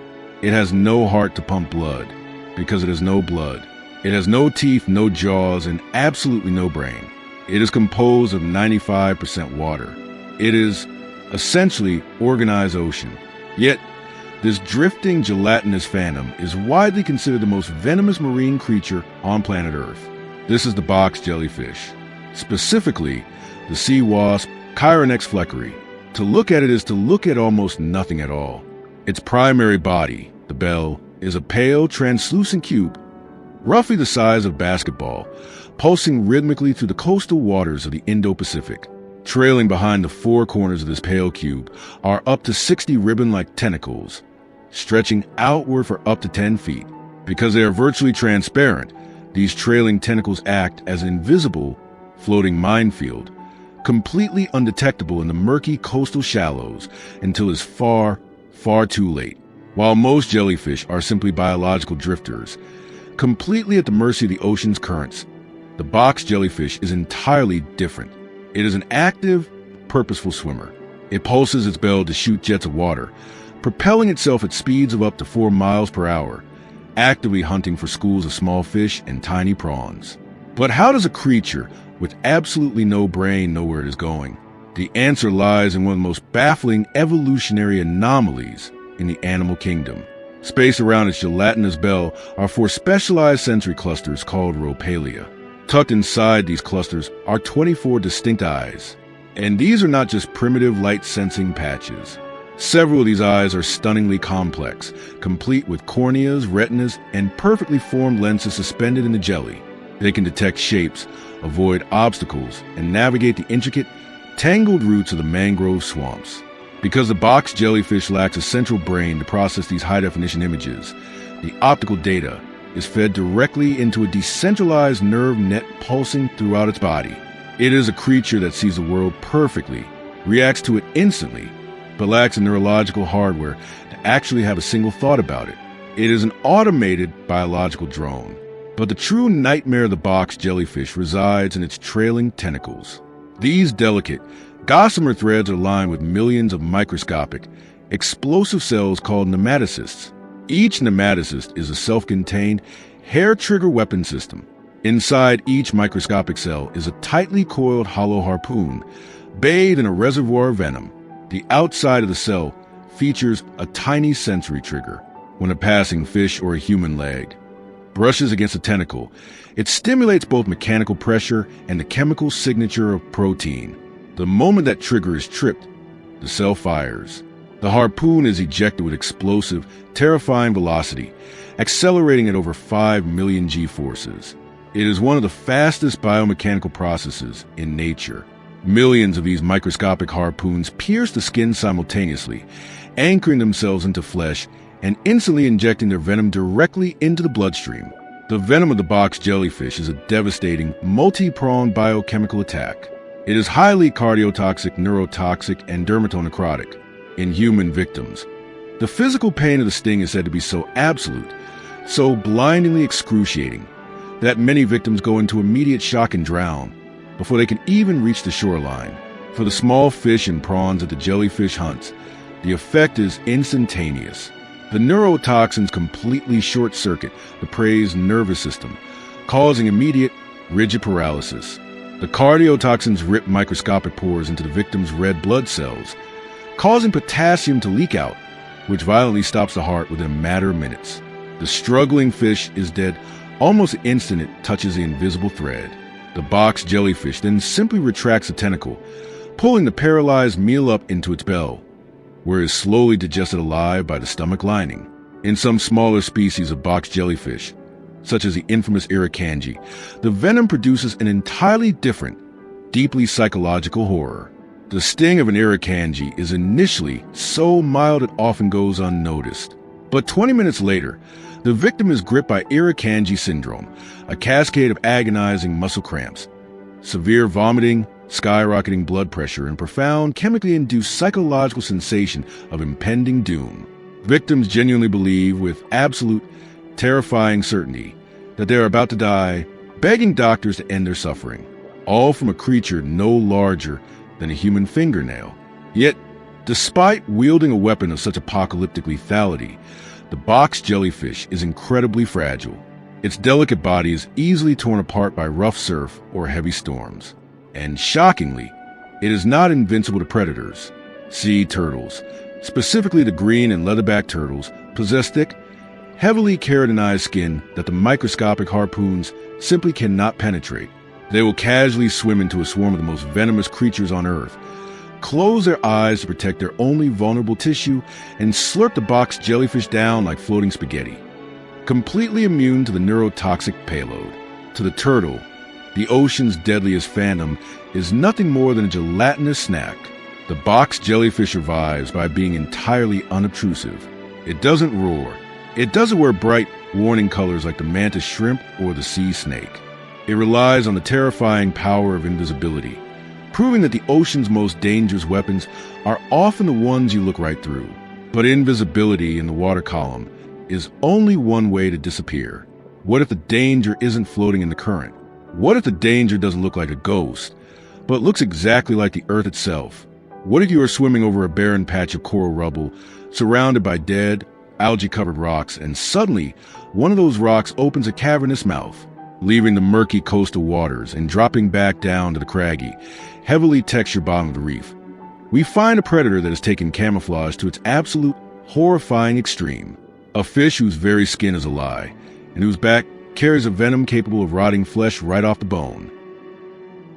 The box jellyfish kills by dissolving into the water column, becoming a translucent, drifting phantom. But as the tide pulls out and the coastal waters drain away, exposing the jagged, sun-baked flats of the coral reef, a completely different master of invisibility is waiting. Here, among the broken shells, the dead coral rubble, and the shallow, stagnant tidal pools, danger does not drift. It sinks. It settles into the mud, pulling the very texture of the earth over its skin until it completely ceases to be an animal at all. You can stare directly at it from mere inches away, and your brain will simply refuse to register its presence. You are looking for a fish, but what you see is a rock, a lumpy, algae-crusted, decaying stone resting silently on the seafloor. This is a stonefish, and it holds the terrifying title of the most venomous fish on the planet. To understand a stonefish, you must forget everything that makes a fish successful in the open ocean. It possesses no speed. It has absolutely no grace. It lacks the hydrodynamic, torpedo-like sleekness of a tuna or shark. Instead, its body is a squat, heavy, misshapen lump of muscle and toxin. But its ugliness is its greatest evolutionary triumph. While the cuttlefish uses a massive, complex brain to actively change its skin color, the stonefish takes a much lazier, but arguably more effective approach to camouflage. It lets the ocean do the work. The skin of the stonefish is incredibly porous, warty, and heavily textured. It naturally exudes a thick, sticky mucus. As the fish settles into the sand and rocks, it shuffles its heavy pectoral fins, burying its lower half in the sediment. Then it simply waits. Over the course of days and weeks, the sticky mucus on its back acts like a biological glue. Floating sediment, bits of dead coral, passing sand, and even live algae settle onto fish and take root. Tiny marine worms and crustaceans might even crawl across its back, treating it as just another piece of the seafloor. The stonefish literally wears the decay of the reef. Its small, dead-looking eyes are positioned at the very top of its head, staring blankly upward, completely blending in with the craggy, pockmarked texture of its own skin. It is a creature built entirely around the concept of infinite, unblinking patience. When a small crab or a wandering reef fish swims into the shallows, looking for a place to forage, it naturally gravitates toward the rocks. The prey swims closer and closer to the encrusted lump, completely unaware that the rock is watching it. The stonefish does not twitch. It does not adjust its position. It waits until the absolute final millisecond, until the prey is hovering mere centimeters above its mouth. Then the rock erupts. With a speed that defies its sluggish, heavy appearance, the stonefish drops its massive lower jaw. This sudden, violent expansion of its cavernous mouth creates an instantaneous pressure vacuum, just like the lionfish. But the stonefish's strike is even faster. It takes roughly 0.015 seconds. It is a blur. The water, the sand, and the prey are sucked directly into the gaping maw, and the jaw snaps shut. The water settles. The sand slowly drifts back down, and the rock is perfectly still once again, as if the last fraction of a second never even happened.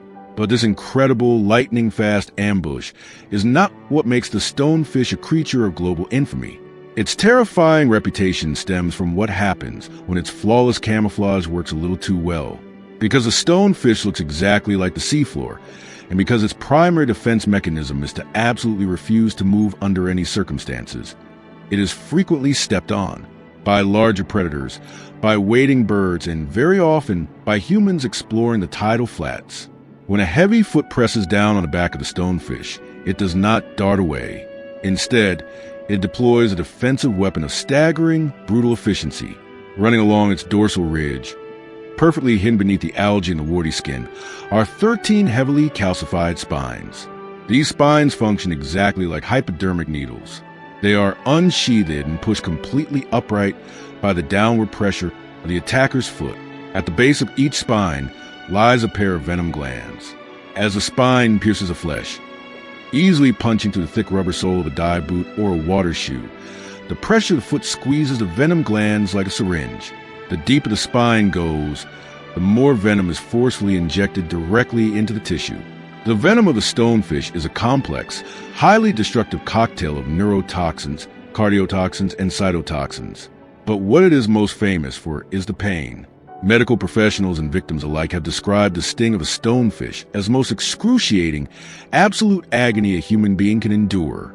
It is a blinding, white-hot fire that radiates out from the puncture wound, moving rapidly up the limb.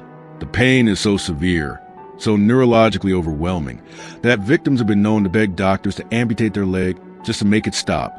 The cytotoxins immediately begin to attack the surrounding tissue, causing massive, rapid swelling and cellular necrosis, literally rotting the flesh from the inside out. The neurotoxins race toward the central nervous system, causing muscle paralysis, severe shortness of breath, and violently fluctuating blood pressure. If the dose is large enough, and if the victim does not receive immediate medical intervention and the specific antivenom, the venom will cause total cardiovascular collapse, leading to heart failure and death. But why? Why does a slow-moving, bottom-dwelling fish need a venom so astronomically overpowered? The answer lies in the harsh reality of its survival strategy. When your entire existence relies on not moving, you are incredibly vulnerable to being crushed, chewed on, or picked apart by much larger, heavily armored predators like sharks and massive rays. The stonefish cannot afford a warning sting. It cannot afford to let an attacker reconsider. Its venom is designed to produce instant, catastrophic regret.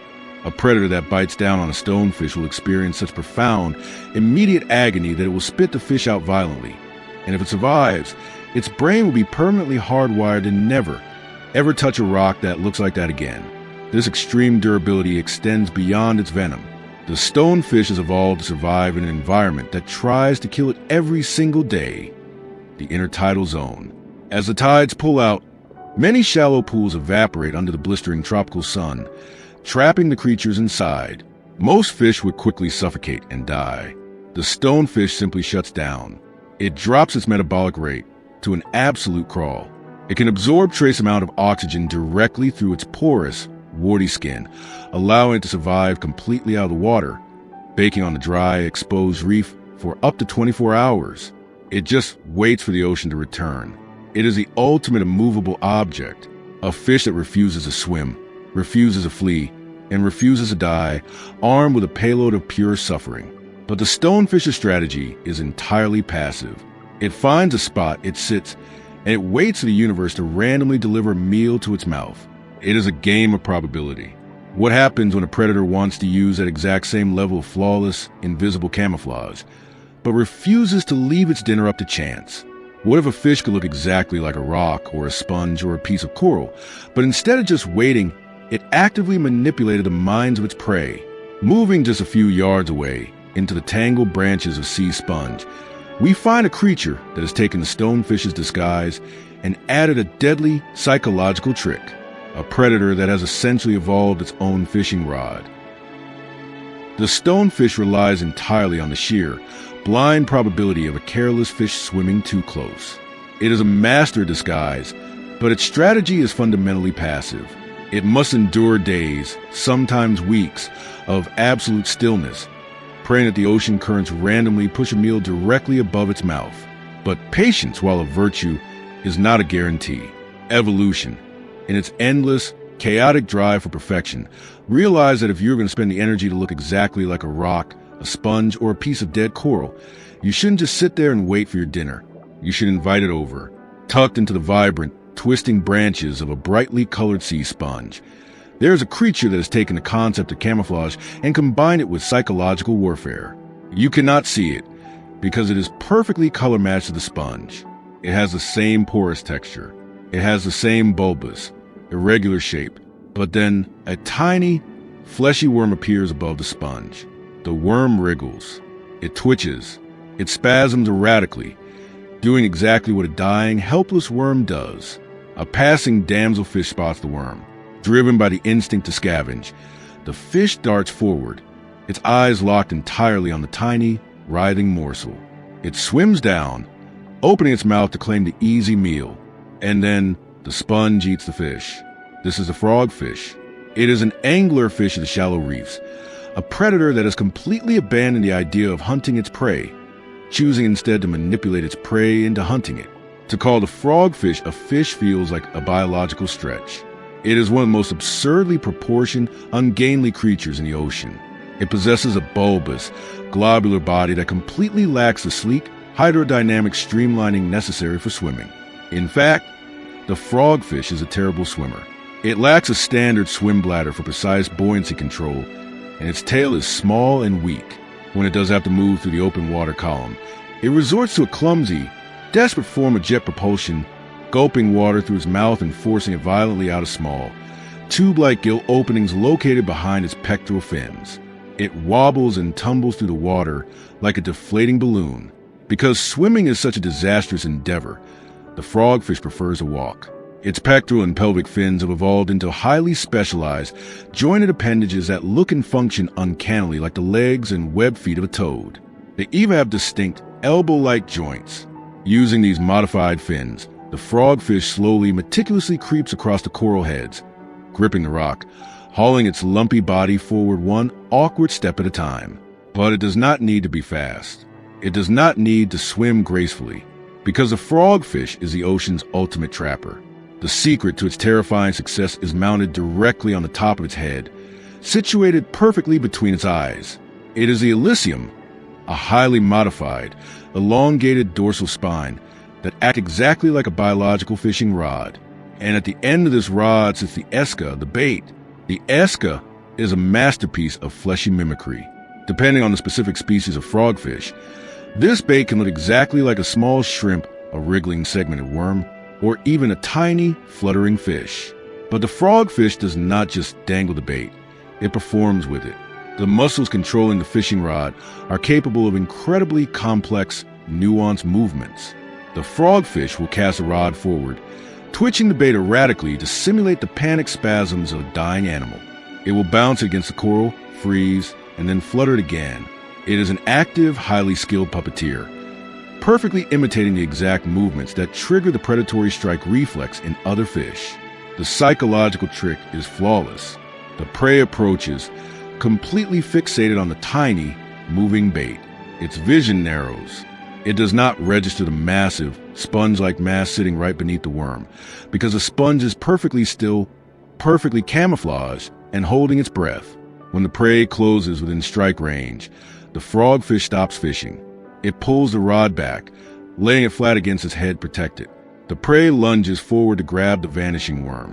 What happens next is so violently fast that, for decades, marine biologists could not actually see how the frogfish caught its prey. It required the invention of ultra-high-speed cameras, shooting at thousands of frames per second, to finally capture mechanics of the strike. The frogfish possesses what is widely considered the fastest bite in the vertebrate animal kingdom. It is significantly faster than the strike of a rattlesnake. It is even faster than the vacuum strike of the stonefish. In precisely 6 milliseconds, the frogfish expands its massive, hidden jaws. The architecture of its skull is hinged in a way that allows its mouth to suddenly distend, increasing the internal volume of its oral cavity by a staggering 12 times its original size. This instantaneous expansion creates a catastrophic drop in water pressure. A localized, violent vacuum is formed, and the surrounding water, along with the prey, is instantly sucked into the gaping cavern. A sphincter muscle at the back of the throat instantly slams shut, trapping the water and the prey inside the stomach, so it cannot be washed back out. The jaws snap closed. The entire process, the opening, the vacuum, the swallowing, and the closing, happens in less time than it takes a human eye to blink once. The prey literally disappears from the water column. There is no struggle. There is no chase. 1 millisecond the fish is there, and the next, it is completely gone. This massive, expandable mouth, combined with a highly distensible stomach, allows the frogfish to be an aggressively ambitious eater. It is not limited to tiny morsels. A frogfish can, and regularly does, swallow prey that is exactly the same size as its own body. Imagine a predator inhaling an animal of equal mass in a fraction of a second. It will eat anything that fits inside the vacuum, including venomous lionfish, heavily armored crabs, and very frequently, other frogfish. They are completely indiscriminate, cannibalistic vacuum cleaners. But to execute this strategy successfully, the frogfish must ensure its camouflage remains absolutely perfect. And the reef is a changing environment. Sponges die, algae blooms, corals shift color, If a frogfish moves to a new neighborhood, its disguise might suddenly stand out. To solve this, the frogfish engages in a slow, miraculous metamorphosis.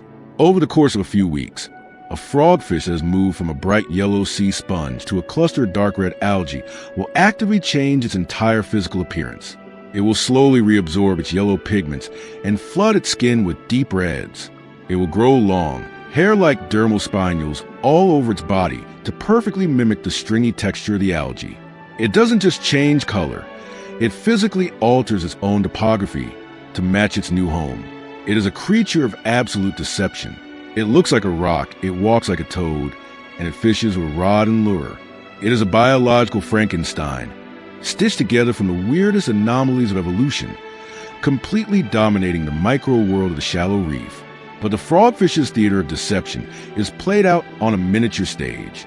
Its vacuum strike, while devastating, is measured in milliseconds and inches. It rules the tiny, intricate crevices of the coral architecture. What happens when we leave the complex, hiding-friendly structure of the shallow reef completely? What if we dive past the drop-off, leaving the sunlight behind, plunging down into the crushing, black void of the open ocean abyss? Down there, in the midnight zone, there is no light for camouflage. There are no sponges to hide in and no rocks to mimic. Down there, the scale of violence shifts from the microscopic to the monstrous. We are leaving the realm of the ambush hunters and entering the domain of the titans, a predator not measured in inches, but in tons. A warm-blooded leviathan that dives into the crushing blackness, wielding the loudest, most physically destructive sound on planet Earth, to hunt real-life monsters in the dark. To leave the sunlit, bustling metropolis of the coral reef and descend into the open ocean is to leave behind a world of ambush and illusion. As you dive deeper, the vibrant blues fade into a muted, heavy gray. At 1,000 feet, the last traces of sunlight are completely extinguished. The temperature plummets to near freezing. By the time you reach 3,000 feet, the water pressure is agonizing, pressing inward with the crushing weight of hundreds of atmospheres. Down here, in the bathypelagic zone, the midnight zone, the ocean is a lightless, freezing void. It is an environment so utterly hostile to life that it seems impossible for a warm-blooded, air-breathing mammal to ever conquer it. Yet, plunging headfirst into this crushing blackness, moving with the unstoppable momentum of a freight train, is a leviathan. It is 60 feet long, weighing over 40 tons, with a massive block-shaped head that accounts for a full third of its entire body length. This is the sperm whale, the largest toothed predator on planet Earth. Unlike the frogfish or the octopus, the sperm whale does not belong to the ocean. It belongs to the surface. It is a mammal. It gives live birth, nurses its young with milk, and most importantly, it must breathe atmospheric air. Every time a sperm whale dives into the abyss to feed, it is on a strict, ticking biological clock. It is willfully entering an environment that is actively trying to kill it. To survive the extreme physics of the deep ocean, the sperm whale has undergone physiological adaptations that border on the miraculous. When it takes a final, massive breath at the surface, it doesn't just fill its lungs. It floods its very tissues with oxygen. The whale's muscles are packed with incredibly high concentrations of a protein called myoglobin, which binds and stores oxygen directly within the muscle fibers. Its blood is thick with hemoglobin. While a human might hold a lungful of air, the sperm whale turns its entire circulatory and muscular system into a massive biological scuba tank. As it dives past the 1,000-foot mark, the crushing pressure of the ocean takes over. If a human were down here, the air spaces in their body would violently collapse. But the sperm whale has engineered a way around this. Its rib cage is highly flexible, designed to completely collapse under pressure, violently flattening its lungs. This forces all the remaining air out of the lungs and into the upper respiratory tract, where nitrogen cannot be absorbed into the bloodstream. This prevents the whale from suffering the bends, the deadly nitrogen bubbles that kill human divers. With its lungs collapsed and its heart rate slowed to just a few beats per minute to conserve oxygen, the whale becomes a falling shadow, sinking into a world of total, absolute darkness. But it is not diving blind. To hunt in an environment where eyes are useless, the sperm whale has evolved the most powerful, physically destructive biological weapon ever created. Inside that massive block-shaped head lies a spermaceti organ, a gigantic barrel of highly specialized waxy oil. Beneath that lies another oil-filled structure called the junk. Together, these organs form the largest and most complex sound-generating mechanism in the animal kingdom. As the whale descends, it forces air through a pair of muscular flaps inside its nasal passages called the phonic lips. When the air passes through, the lips slap together, creating a sharp click. But the click doesn't just go out into the water. It bounces backward, reflecting off a dense, parabolic bone at the back of the whale's skull. The sound wave then blasts forward, traveling to the massive barrel of spermaceti oil, which acts as a biological amplifier, before finally passing through the dense, lens-like fat of the junk, which focuses the sound into a tight directional beam. The resulting sound is not just a noise, it is a physical force. The click of a sperm whale is the loudest sound produced by any animal on Earth, measuring at an astonishing 236 decibels. For context, a jet engine at takeoff is around 150 decibels. Sound travels incredibly fast and with massive physical impact underwater. If a human were swimming directly in front of a sperm whale when it fired a full power click, the acoustic shock wave wouldn't just deafen them. The sheer pressure of the sound wave could vibrate the human body with enough force to rupture organs and be instantly fatal. In the pitch-black abyss, the whale uses this acoustic cannon as a hyper-advanced form of echolocation. It fires a steady rhythm of clicks into the void. Click, click, click. The sound waves travel for miles through the darkness. When they strike an object, the echoes bounce back, received by the fat-filled channels in the whale's lower jaw, vibrating directly into its inner ear. The whale's massive brain instantly processes these echoes into a high-definition, three-dimensional acoustic map of the abyss. But the whale is not looking for small fish. It is looking for monsters. Deep in the midnight zone, the clicks bounce off a massive, fleshy target. The whale accelerates.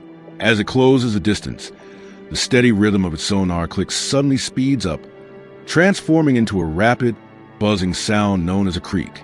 The whale has locked on.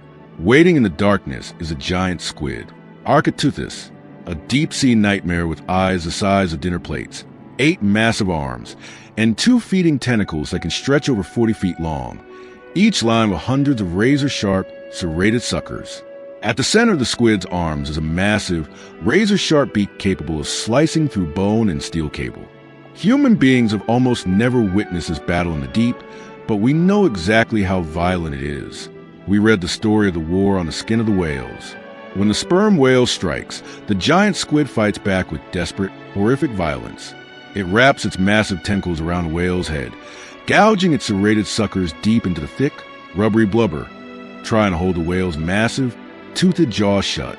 The abyss becomes a swirling, chaotic wrestling match between 2 titans in the pitch black. The whale, holding its breath and enduring crushing pressure, must use its massive, peg-like teeth to grip the slippery, muscular body of the squid, thrashing its heavy head to tear the invertebrate apart.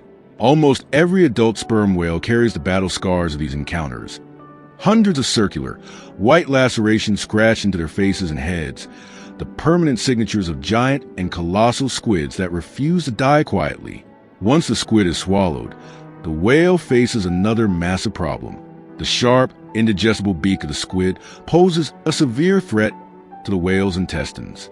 To protect itself, the whale's digestive system secretes a waxy, cholesterol-rich substance that coats the sharp squid beaks.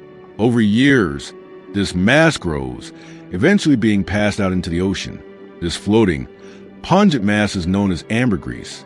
Ironically, this byproduct of deep-sea warfare has been highly prized by humans for centuries, used as a chemical fixative in the world's most expensive perfumes. After a grueling 90-minute hunt in the freezing blackness, the whale's oxygen stores are finally depleted. It points its massive head upward and begins a long, agonizing ascent back to the surface. When it finally breaks the water, it forcefully exhales, sending a bushy plume of mist 30 feet into the air. It takes massive, desperate gulps of oxygen, recharging its blood for the next plunge into hell. But for all of its terrifying power, its acoustic cannons, and its battles with deep-sea monsters, the sperm whale possesses a side that is profoundly gentle and staggeringly intelligent. The sperm whale possesses the largest brain of any animal that has ever lived on Earth, weighing up to 17 pounds. And this massive neurological engine is dedicated not just to processing sonar, but to complex social bonds. Female sperm whales form tight-knit, lifelong matriarchal societies. They live in massive pods, roaming the global oceans together. Because newborn calves cannot hold their breath long enough to dive into the abyss, the mothers employ a communal babysitting system. While one group of females dives down to hunt, others remain at the surface, forming a protective ring around the calves, defending them from roaming pods of killer whales. In times of extreme danger, the pod will form a marguerite formation, a defensive circle where all the adult whales position their heads at the center and face their massive, powerful tails outward, creating an impenetrable wall of muscle to protect the young in the middle. Their communication is equally complex. They do not sing long, haunting melodies like humpback whales.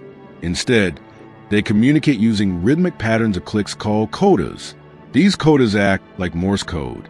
Even more astonishingly, researchers have discovered that different pods of sperm whales living in different oceans have distinct regional dialects. A sperm whale from the Pacific sounds different than a sperm whale from the Atlantic. They have distinct cultures, passed down across generations. They even sleep in a way that defies comprehension. When a pod of sperm whales needs to rest, they do not swim. They dive down a few dozen feet, orient their bodies perfectly vertically, and shut off half of their brain. Dozens of massive whales, suspended upright in the water column like silent, floating monoliths, sleeping completely motionless in the blue void. It is a sight of haunting, surreal beauty. The sperm whale is the undisputed king of the deep, plunging into the blackness to fight nightmares, armed with brain the size of a boulder and a voice that can kill. It is a warm-blooded titan that conquers an alien world on a single breath. But the abyss is not the only place where giants lurk. What happens when you leave the crushing depths of the open ocean and return to the sunlit shallows, back to the coral reefs and the rusting, sunken shipwrecks? You might think the shallows belong only to the tiny tricksters, the camouflaged ambushers, and the venomous drifters. But hiding in the caverns of the reef is a creature of terrifying proportions. A fish so incredibly massive it looks like a swimming submarine, possessing a mouth large enough to inhale an entire shark, and a voice so booming it physically shakes the ocean floor. The natural world is full of secrets, and we've only just scratched the surface. If you want to continue exploring the hidden wonders, brutal realities, and untold stories of our planet, make sure to subscribe to Earth's documentary. Hit the bell icon so you never miss an expedition into the unknown. Leave a like if you enjoyed this journey, and tell us in the comments below which of these ocean predators terrified or fascinated you the most. Thanks for watching.